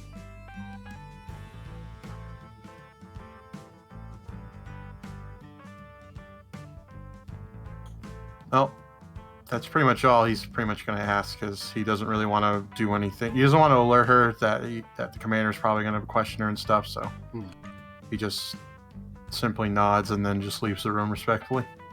Do be safe out there. Thank you. You still suspicious of her? Oh, 100%. Even more so now that all of a sudden Alex collapsed for no reason. How do I know she didn't do something to him?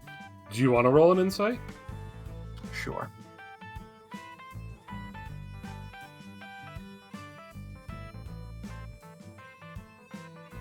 Heroes hydrate.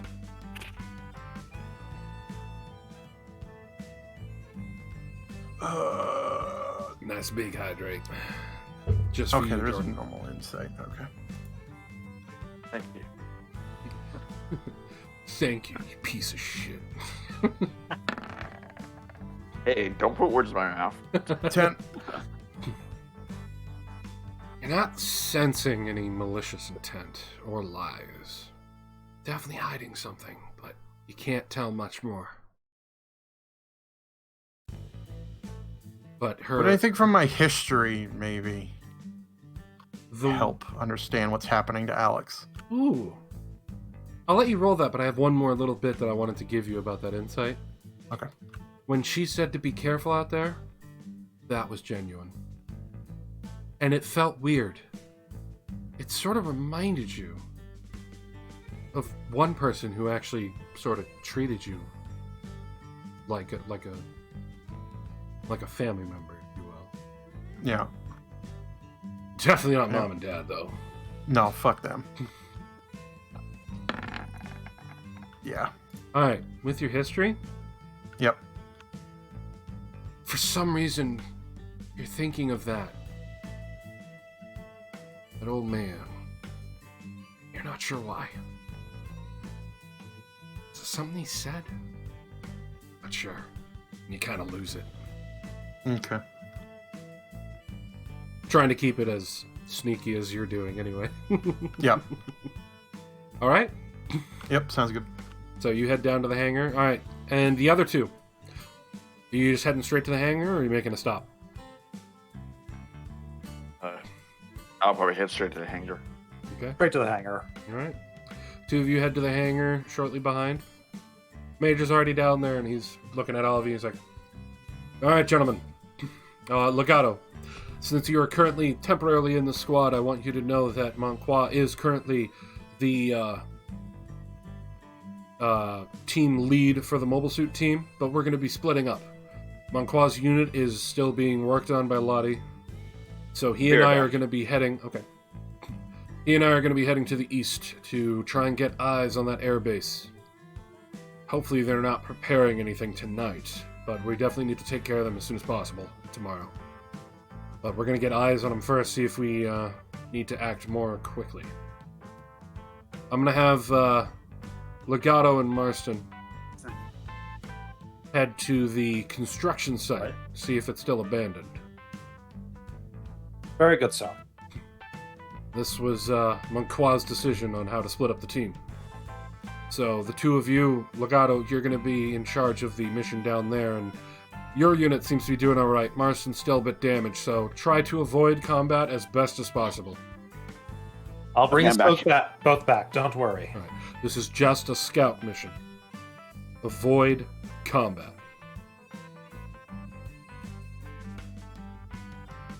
All right, gents. Let's head out. So, we'll start with the two mobile suits. Oh, actually, Jordan, are you back? Yeah. Okay. Start with the two mobile suits, so let us head over to that map here.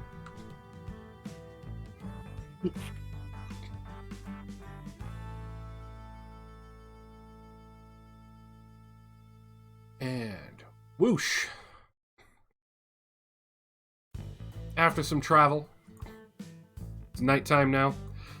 Y'all make it to the road leading into the construction site.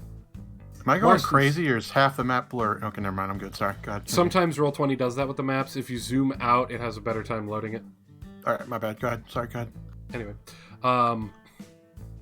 so yeah, you guys arrive at the road, and you're just outside the construction site north of your current position. Marston led the way since he knows the route to this construction site, whereas Legato, you didn't even know this was here. And this is where they had been before and had already had combat, is that right? There was no combat here. Combat, but They we fled here. We saw the tanks and such. Ah, okay. Yeah. So, gentlemen, what do you want to do? You see to the west of your position is the raised hill that you guys used to scout it out before. And the road leads north to the construction site.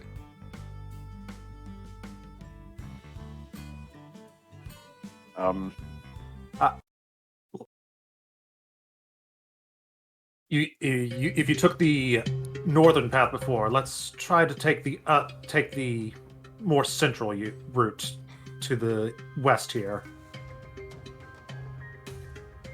All right, you're in free movement. Go ahead.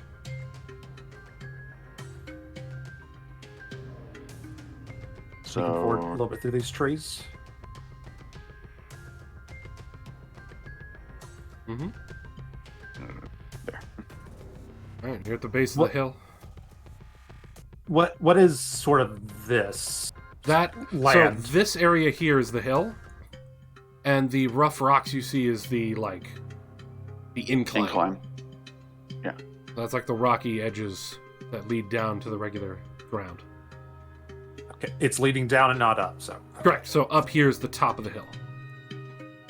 All right. Would make for a good sniper position. Could Good you scouting point that on the map again? This whole area up here is the higher inclination. Your pings aren't showing, Brennan. My pings aren't showing. I don't think so. No, it wasn't. There you There go. it is. Yep. Okay. Then that sounds to me like a good place to head, so I will begin a climb. I gotta actually get to where I can click things. Alright. I will climb up here with my next movement. And I will Thanks take for your a... movement, so you don't have to worry about that, I don't think. Yeah, you're not. You don't in have to combat. worry about your movement. Yeah. It's free movement outside of combat. So you can Okay. just place yourself wherever you want to stop. Alright, just making sure. And it is Stop night. here and take a look around. And it is night and overcast. I'm gonna head Nice and dark. between the trees to get a closer look. Okay. So both of you, give me perception.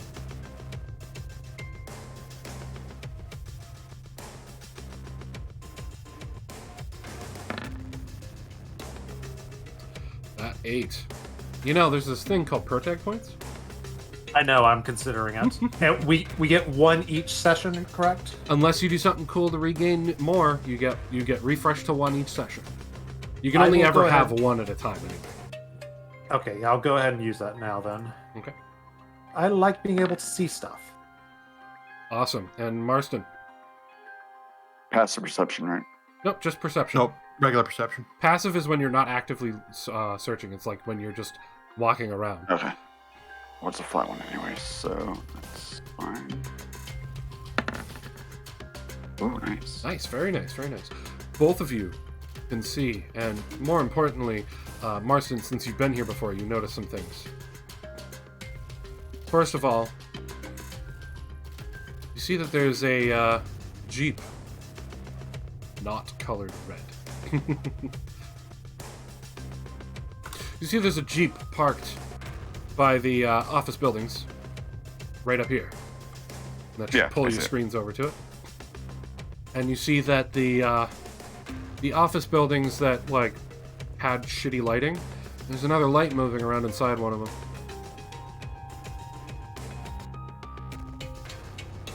That wasn't. I overly calm to say that she wasn't there before. There's looks like there's people inside. And Don't think we're alone here. you can also see, like, as you were walking in, and also now that you're here, the tracks of the tanks that rolled through your sniper scope. You see really easily that the tracks for the squad that you guys just took out, this Jeep looks like it was part of the formation and broke off.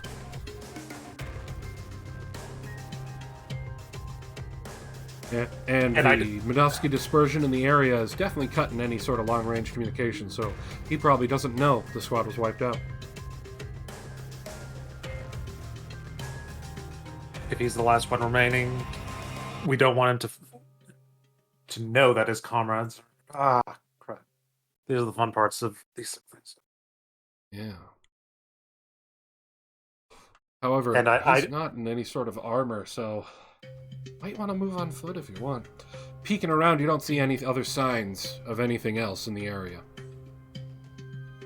I will communicate to Marston to move forward, but I'm going to keep my sniper eyes set on that Jeep. And if it starts to move, I want to shoot. Well, you know there's no one in the Jeep. They're inside. Yes, but like the lights are if moving the guy, in this building.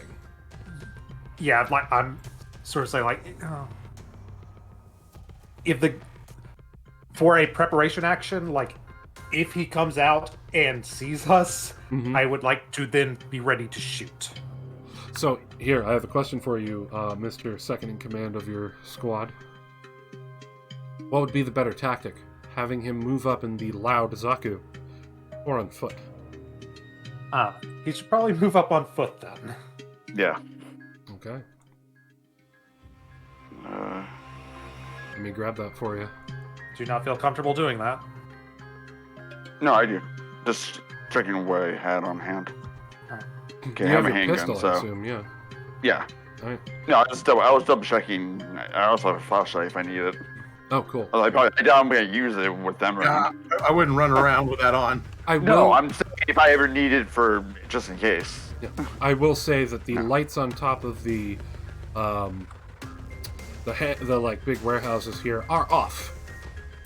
Yeah.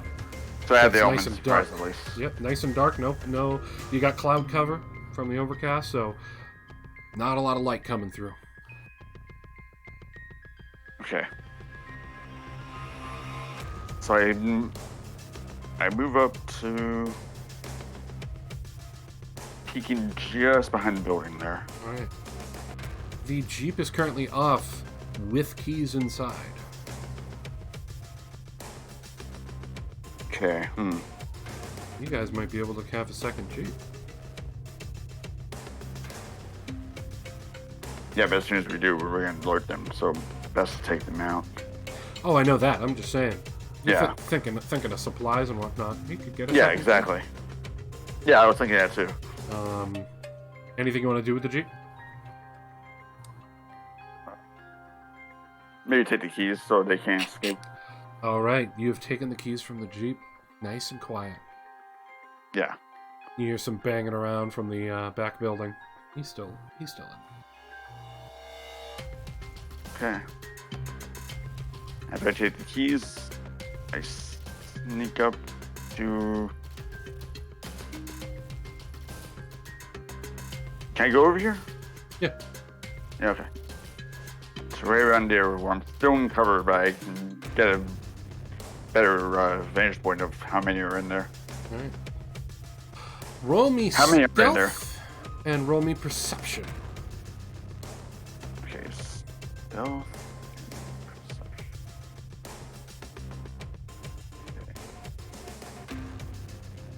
And Legato, you saw that he took the keys from the Jeep. That's a nice scope, you know? I do a little fist bump. Stealth. Mm-hmm. Awesome. And my Awesome. perception is flat.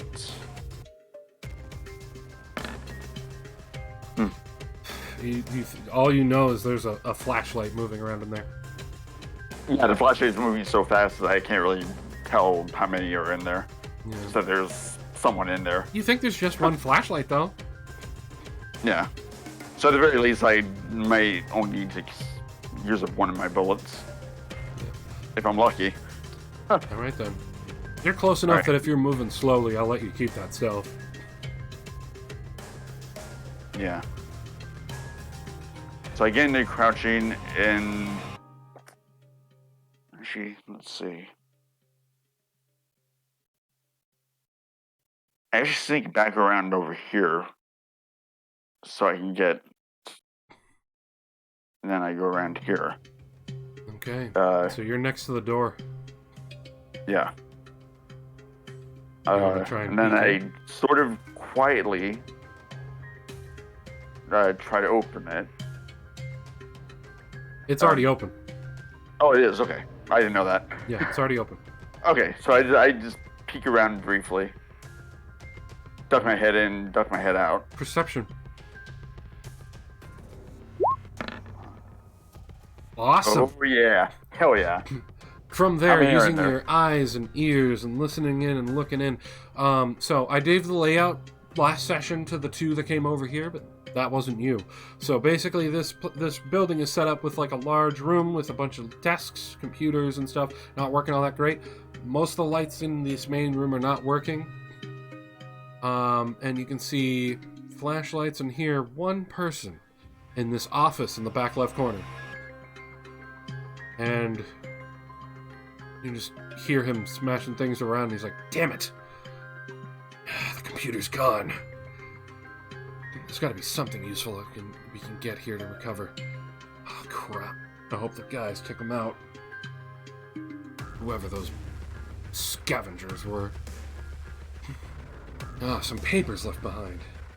You hear rifling through papers.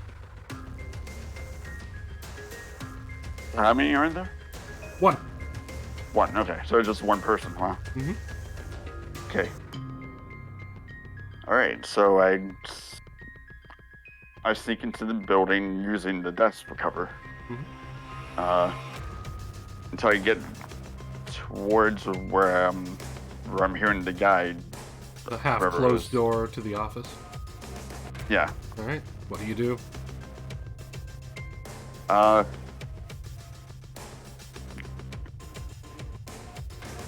The door's ajar, so is it ajar in a way that I can shoot him? Kind of hard to get a clean shot without exposing yourself too much, and you get a nice little peek at him. He's definitely looking at papers at the desk. He's standing at the desk, which means that he's kind of looking in your direction if he looks up from the papers. So if you go to peek to shoot, he's going to see you.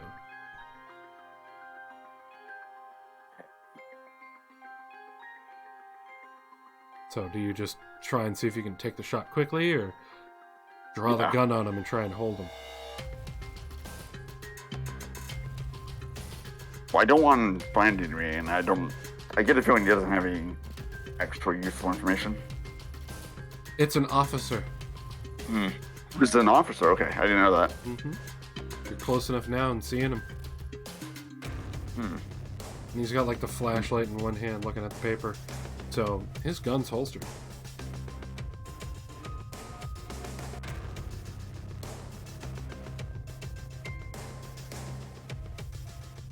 Quickly, okay, so I'm probably gonna hold him, see if I can get some useful information out of him.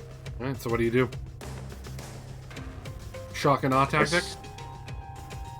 I have intimidation. Okay then. How are you gonna intimidate him with this grand entrance? I'm gonna kick down the door. Kick the door the rest of the way open to make a loud noise? Yeah, slow him enough. And I pull my gun on him and say, "Stop right there." Roll Freeze, intimidation. or whatever.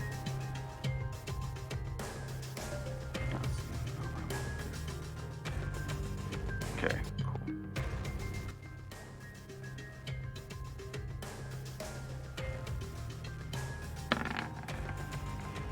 Prototype point.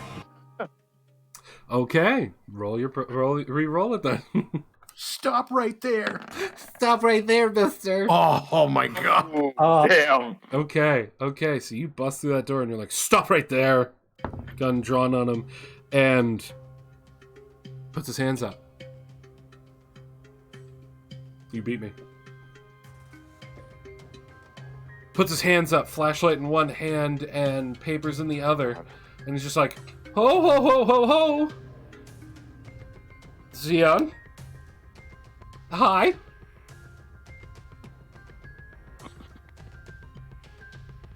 Who are you? I'm nobody. You're an officer, I can tell that much. And he just like sweating a little bit, and he's looking at his collar, and he's like, shit. I am indeed. I am Lieutenant Lieutenant Junior Grade Andrews. Earth Federation Forces 259723. What base? No base. I cocked my gun. You had to come from somewhere. Intimidation. Roll. Yeah, roll intimidation. Alright. You're intimidating him again. Oh! Damn it! Just tell me what base it is, damn it! Just tell me what base, man. Oh yeah, he's fine. He's like, I'm not telling you. No base. See him sort I of think like. what really hurts me is he has a +6. Yeah, I know. I know. What the fuck? Damn you. So he's starting to relax a little bit. He's like, no base. Mobile. And you see him starting to like eye around the room. You're losing that Try intimidation anything. on him. Try anything, I'm gonna shoot you. So. Oh, come on. Give me more inflection than that. Roll intimidation. Come on. Give Yeah, me more. finally. Give me more than just that calm voice. Come on. If you don't try anything, I will shoot you. Oh, okay, soldier. Okay, sorry. Put the flashlight and the papers down. Drops them onto the desk. The papers just sort of scatter around. Get on the floor. Okay. He goes to get on the floor behind the desk. Hands behind your head. All right. Are you moving closer, or are you letting him get out of your sight? No, I'm moving closer. Okay, because there's a desk between the two of you. If he gets on the floor behind the desk... No, I'm definitely getting closer to him. I put the gun right up against the back of his head. Okay. Well, unless he's facing towards me, then it's to the front. I assume when he got down, it was on his face. Yeah. Okay. So it's to his forehead, basically. Okay. No, he's face down, so back of his head. Anyway. Face. Like he's on his belly. Oh, no, I told him, yeah, his knees, not on his belly. You said get down on the ground. Yeah. No, I said, oh, I didn't mean like that. Sorry. He got down on the ground. Well, he's down on the ground, whatever. I'll work with that. Fuck it. Anyway. I look around for something to tie his hands up with. There's some of that extra cable left behind from when you cut what you took. Well, I wasn't in here, so. I'm just saying, there's a little bit of cut cable you could use. Yeah. Right. I use the cable to tie his hands behind him, and then I force him up. And you see that his gun's unholstered. I take his gun. Okay, you have a second handgun. I put it in where my holster for my normal handgun is right now. Okay, so you have him tied Get moving. up. And he's just, oh, okay, whatever. I'm moving. What are you doing with him? Okay, so I move get him out of the building, moving towards where the Jeep is, and I kind of wave my hand a bit to Signaling. Legato. Okay. Yeah. Legato, you see that there's no more movement in that building, and it looks like he's got the only guy tied up, and it's an officer.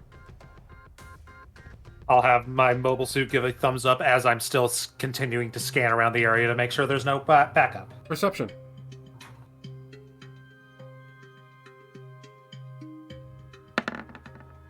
Yeah, there's probably no backup. It's clear. You feel like this is the only person here? Alright. Do you move in?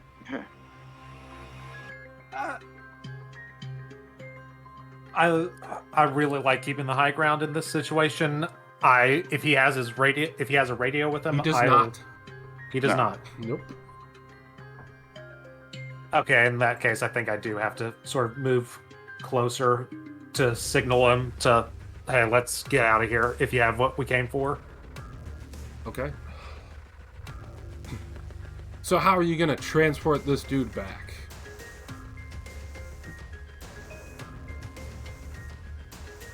He's tied up. Can we throw him in a Jeep and, like, drag it behind us? I mean, you could probably pick up the Jeep. Okay. Yeah. And his Jeep on the back actually has cover for the back of it. Like a trunk cover. Throw him in the trunk of the Jeep and let's get a move on. Okay. You can probably speak quietly with your external speakers on your mobile suit to tell him that. Okay, I place him in trunk. the back. Stop up very quiet and quietly whisper, "Get him in the Jeep." What? Shove him in there. What? The trunk? What? Oh, come on, man. Please be careful. And you stuff him in there. Yeah. Close it up and... If you've kept your Jeep tidy, there shouldn't be an issue. Right. All right, then. So you get back to your mobile suit, pick up the Jeep, and carry it back? Yeah. All right. Legato and Marston, do you want to get on top of that hill? One last check in the area. Sure, I'll move back up for one last check.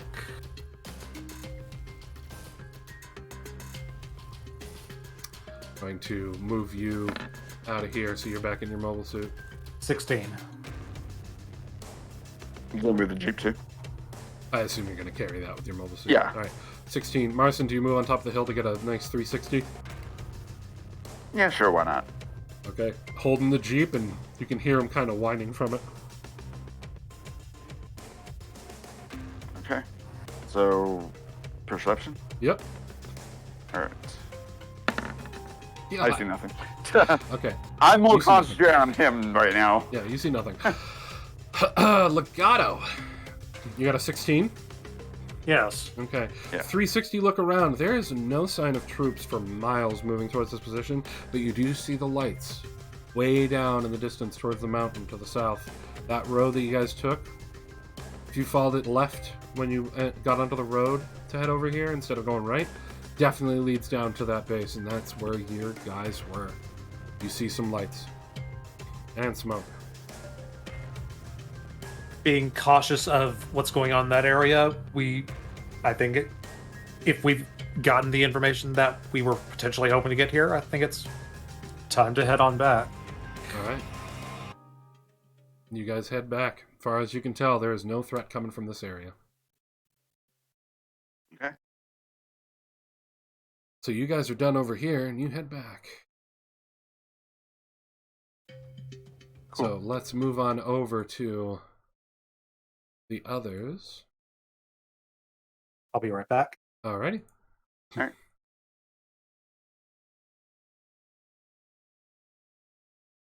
And let me just grab some assets while I drag you over here.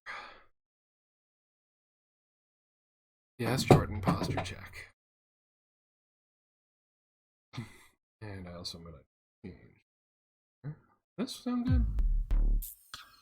Yeah, that sounds good.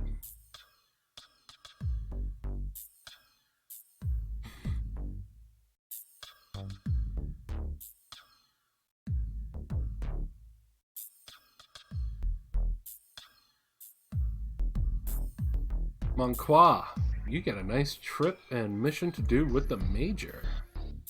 Yeah. Ain't you excited? Hell yeah. Oh boy.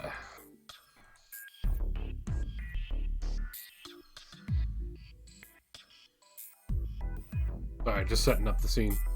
Nope. Do what you gotta do. Alright. Oh shit. Should have dragged you to the bottom left corner, yeah? That is correct. Okay. I'm just You waiting guys- for my map to load. There we go. Yeah. So you guys pull up. Did you say anything during the drive? Any talks with your major? He's driving, by the way. Nothing that I haven't already spoke to him about. Alright. You get close and he stops the car at some trees here. And he's like, base should be on the other side of this. Let's see what we can find. Alright. He had the lights off as you were approaching. Right, Getting obviously. closer, of course. So he moves on up into the trees and just whispers back to you, careful, it's a ledge. I cannot move my token. You cannot move your token. Nope. Doop-a-doop-a-doop-a-doo.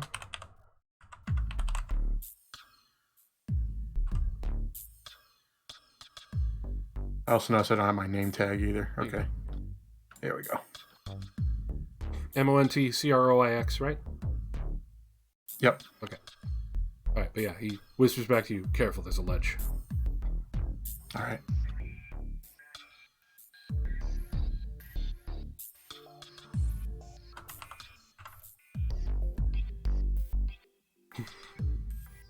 Alright, let's take a look here. Do you have binocs? Nope. Okay. Alex was the one who did, right? Yep. Alright, well, Major has a pair and he's looking out, hands them over to you and goes, take a look. Alright. You peek through and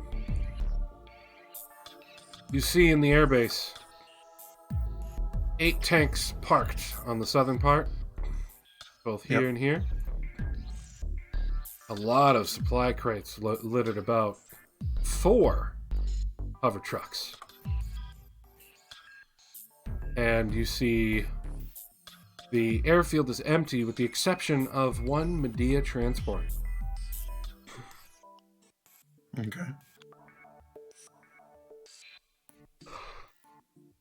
Looks like the air forces we took out were the ones they had here. Gotta say, this airbase is at a decent location. It's got this ridge line going around it. on the west, giving it plenty of cover, and then wide open for launching to the east, position to wherever they need to go. And it looks like a road to the north and south. So this must be some sort of resupply and quick action base for a front line to the north. Lots of crates from what I saw. And you see some activity going on at the Medea. Over here. Okay. You see a gentleman coming out. Looks like a Federation pilot. A lieutenant. First lieutenant. Coming out of the Medea. Heading over to the Jeep where there's a couple of soldiers, and hops in and they drive him off. What are you seeing there? Looks like a pilot. Really? Yeah. What are they doing? See that Jeep moving. Just driving around at the moment. And they stop in front of this hangar. Looks like they stopped in front of a hangar. Maybe there's a suit in there. I'm not sure. It doesn't look like they're on high alert or anything. It doesn't appear so. Wonder. Pulls out a long-range CB. Lowers the volume on it before turning it on. Flips through channels, and then he gets some very staticky, but radio on. Alright, sir, I'll try again. Calling in. Forces from base 195. Air Squadron. Did you encounter anything on your way to the front? I'm getting nothing, sir. Well, we got more important things to deal with the mobile suit. They must have gotten grabbed to fight in the front line. Tell the boys to stay on a bit of alert. Have the tank pilots ready. I gotta go out and meet him. Alright. I'll keep trying, sir. Unit 195. And he turns off the radio and goes, alright, well, that's a good sign, isn't it? Yeah, I figured they would have sent more after they had gotten no reply. Well, my bet. Xeon does the same thing with their supply bases. The forces could get grabbed up by someone higher up on the chain at the front line, and Minovsky, dispersion here is super difficult to try and get any word out to the front. Probably par for the course for them to have units not return for days. Still want to take this out quickly, though. Storm's rolling in again. Could clear out and give them a clearer radio signal, so definitely don't want them reaching the front. We'll have to do something tomorrow.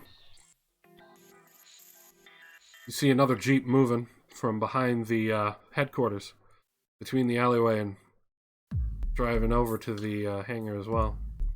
Another Jeep moving to the same hangar. Must be that commanding officer.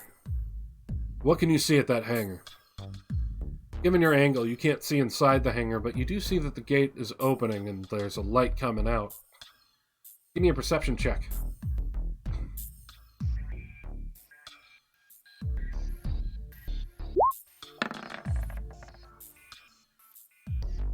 $18. Alright, 18. You see a shadow, definitely of a Zaku 2. It appears they might have a Zaku too. Keep watching. Pilot meets up with the commanding officer and they have a bit of what looks like an argument. Can't really tell what, though. Seems like they're having a disagreement about something. From what it looks like, they're both the same rank. Just judging by how they're interacting with one another. And the pilot hands him papers. Puts his arms out like, you know, nothing you can do about it. Turns around, walks into the hangar. And you hear the very familiar sound of that Zaku turning on. What's going on? It seems like they got into an argument, but the argument's been diffused when one of the pilots handed papers to the other one. Seems like they have some orders. And that mobile suit starts moving. And out comes a Zaku 2 painted white with Federation tags. Oh, disgusting. What? They repainted the Zaku with Fetty colors. Ooh. When are the Fetties gonna learn white isn't gonna hide you? Besides the point. I mean, you should probably tell that to Alex, but anyway. That's besides the point. Are you good with knowing mobile suit bits? I mean, my father backs up tech, and I usually tend to read things that are given out to the public, so I know some things. All right, give me a bit of a roll for that. Whatever you think would be fitting for it. Some sort of knowledge while staring at this Federation Zaku.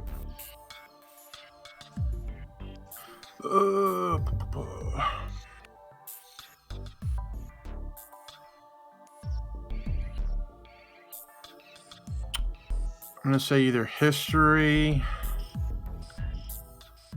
or... Yeah, I only really see history or coloring knowledge making any sense. Go for it. Alright. 18.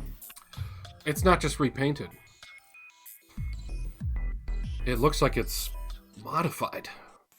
Like it was reverse engineered? Strange.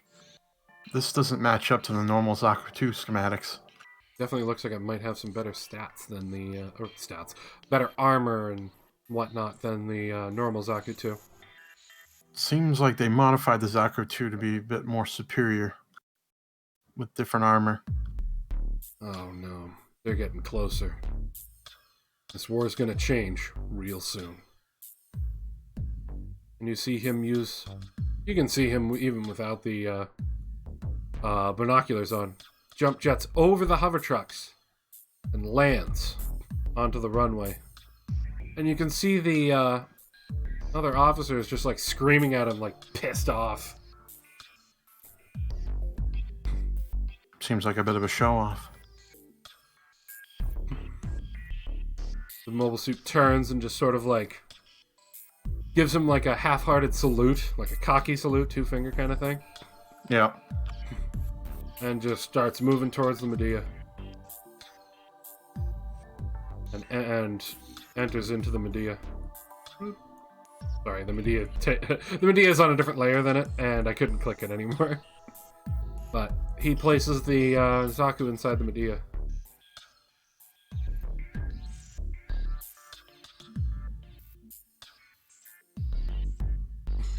And he looks at the soldiers and he's just like... The commanding officer looks at the other soldiers that were in the Jeep and he's just like signaling them to like roll on out. They close the hangar doors and the two Jeeps move back over to the HQ.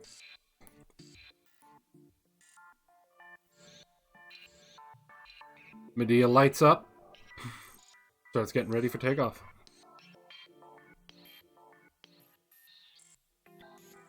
Starts zooming off, getting up into the air, and last thing you can see as it's leaving is it's not heading to the front. Where is it going? It's heading to the southeast. And you'll lose sight of it pretty quickly.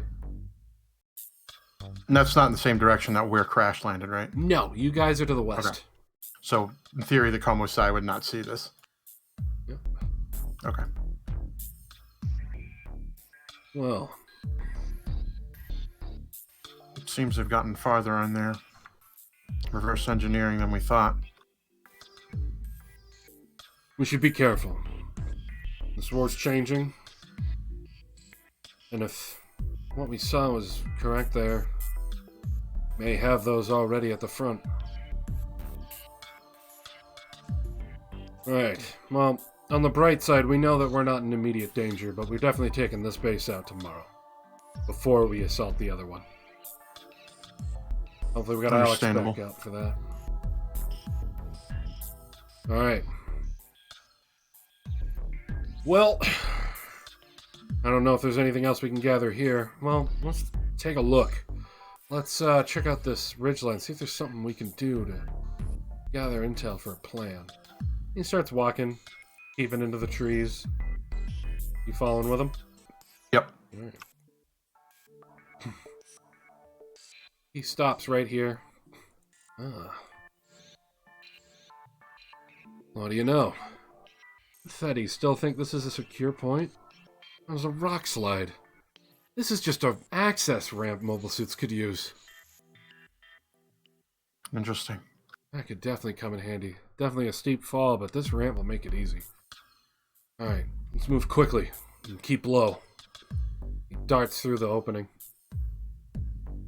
to the other trees. Hold!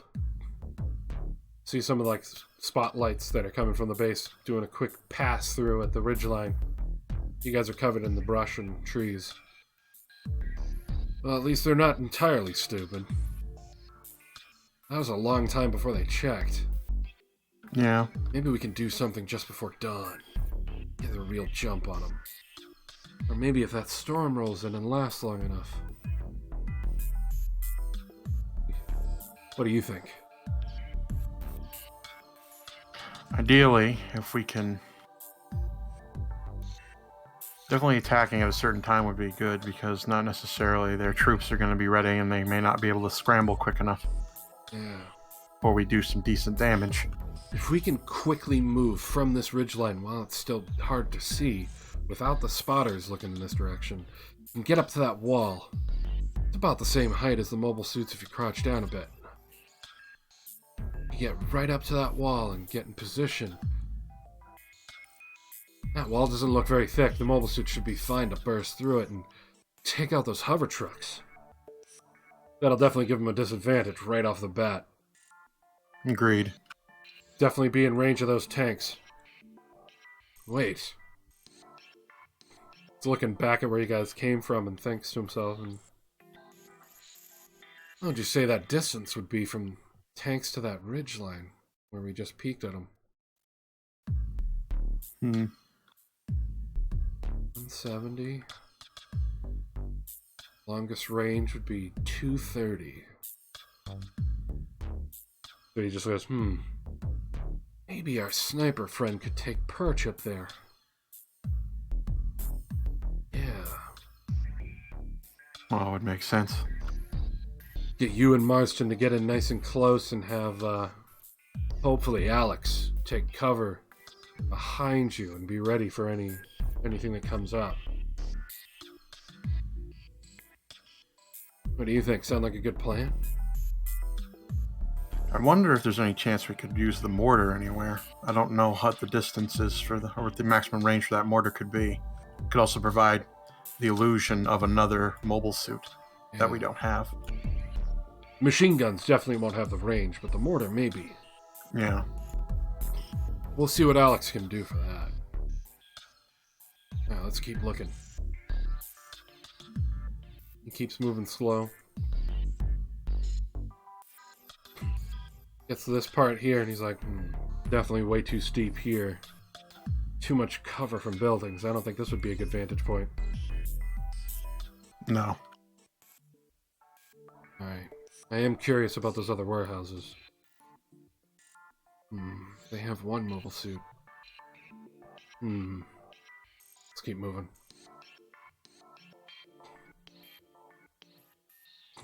Sliding along, and it's over here. Much heavier cover over here. Far too far for those tanks, but not far from here to the warehouses. Maybe have Alex perch here, use his Saturn engine so he can jump in from this angle and give an extra, like, shock and awe tactic to hit him from the northwest. You really want to trust the Saturn engine for this? If he doesn't push it, just doing a jump from here should be fine. It's not that far of a distance. And he only really needs it to get a little bit of forward momentum and slow down his landing. Could let us hit from two different positions. grabs the binoculars and takes a look and goes, look over here.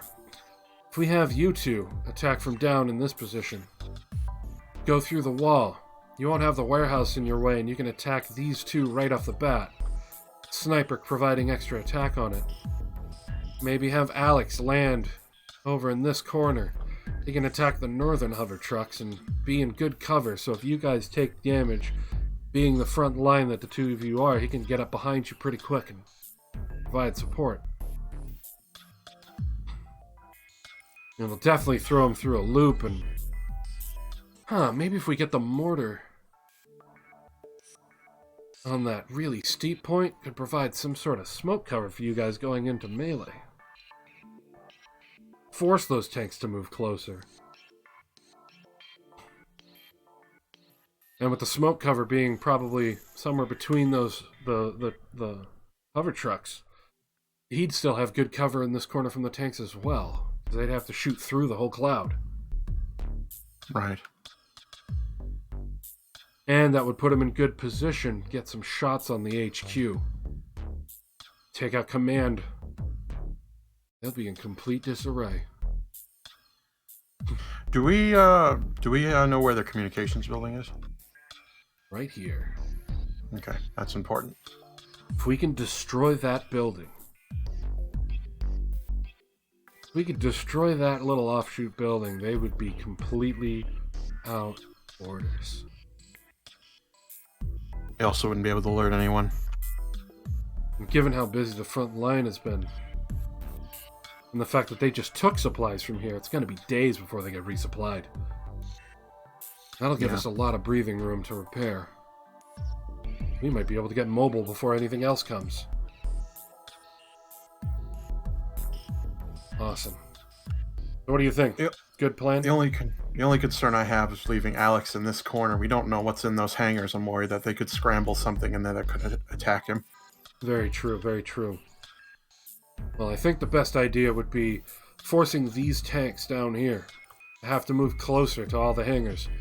Have you two take out the bottom two hover trucks right off the bat and move north, keeping that cover from the smoke. Those tanks are going to have too hard a time trying to see if they can spot our sniper up on the opposite ridge. Right. They're going to have to move towards those hangars. So if anything pops out of those hangars, the three of you will be reconnected to each other. And at some point, that makes sense. Yeah, and at some point our sniper could move closer. Sounds like we have a plan, Commander. Yeah, all he really has to do is move over here to the steep ledge. He'll have clear line of sight in the hangars. Yep. Force him to this corner. We'll have building cover. So if things get bad, you can just fall back to the buildings. Yeah. Because it's way too wide open down where the tanks are. Think we have a plan? I think so. Bit of a bummer there's nothing here for us to try and get back in airborne, but I guess Lottie gets to keep her plan. Well, we don't know what's in the hangars. Medea's wouldn't fit in there. And, Federation doesn't have anything as big as our Gao. Gao definitely wouldn't fit in those hangars. But if we could take this base, then go to the point and report back that this base is out of commission, front line might be able to push through. Take this base and they would have a place to land Gao carriers. That could really change the war in South America.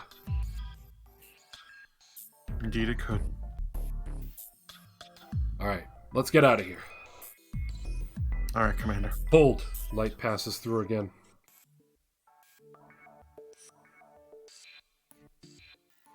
You're only checking the ridge once a minute? Idiots. This is why, with a smart plan,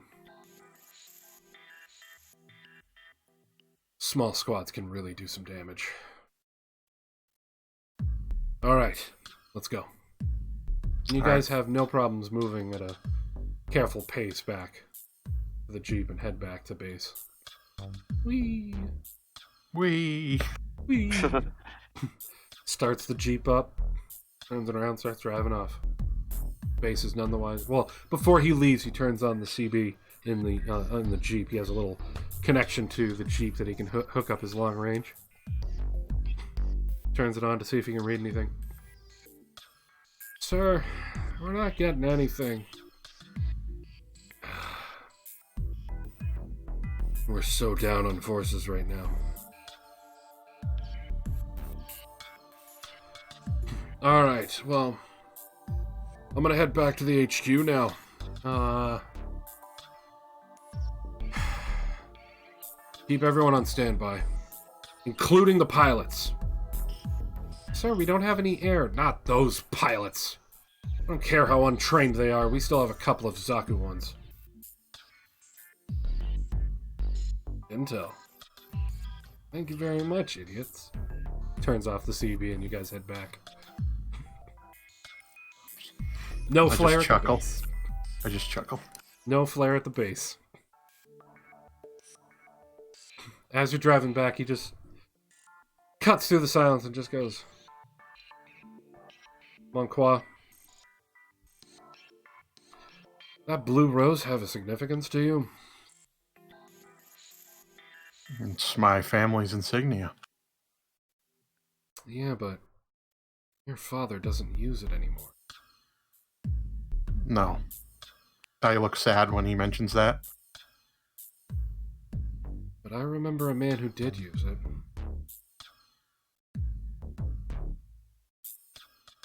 What do you mean you remember? Let's just say I remember in the early days of Xeon, during one of the rallies, there was a man, older man, gave a bit of a speech, standing right next to Xeon Zoom Daikun. I was in front row.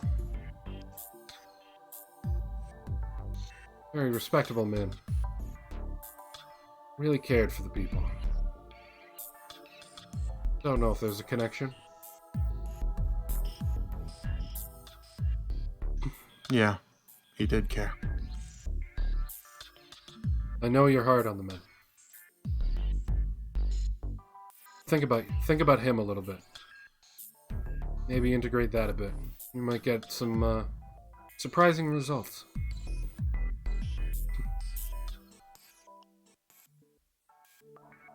I just nod.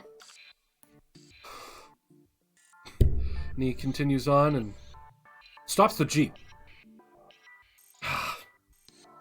Holding onto his leg. That storm's definitely rolling in. You see him really, trying to, grip and massage his leg towards the knee. Moving from the thigh to the knee. I might need you to drive. Alright, fine by me, Commander. See him open the door and get out, and his leg is stiff, not bending. Damn it.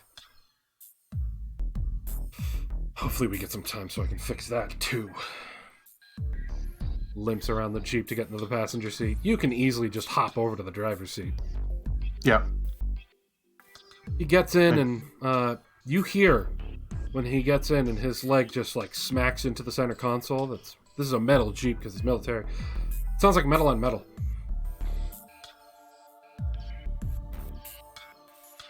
What the? Closes the door and stares at you. Well, no doubt you heard that. You have a prostheses, Commander? The rest of the officers group knows about it, since they've been in the squad long enough. I lost my leg in Loom. Fought that battle while bleeding. My leg laying on the ground of my cockpit.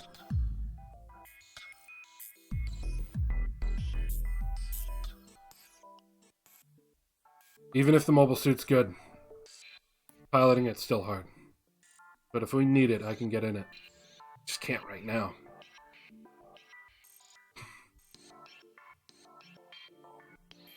Anyway, don't mention anything to the other pilots. As you wish, Commander. Let's head back. Alright, I start driving off. And that's where episode 3 ends. Everyone heading back to base.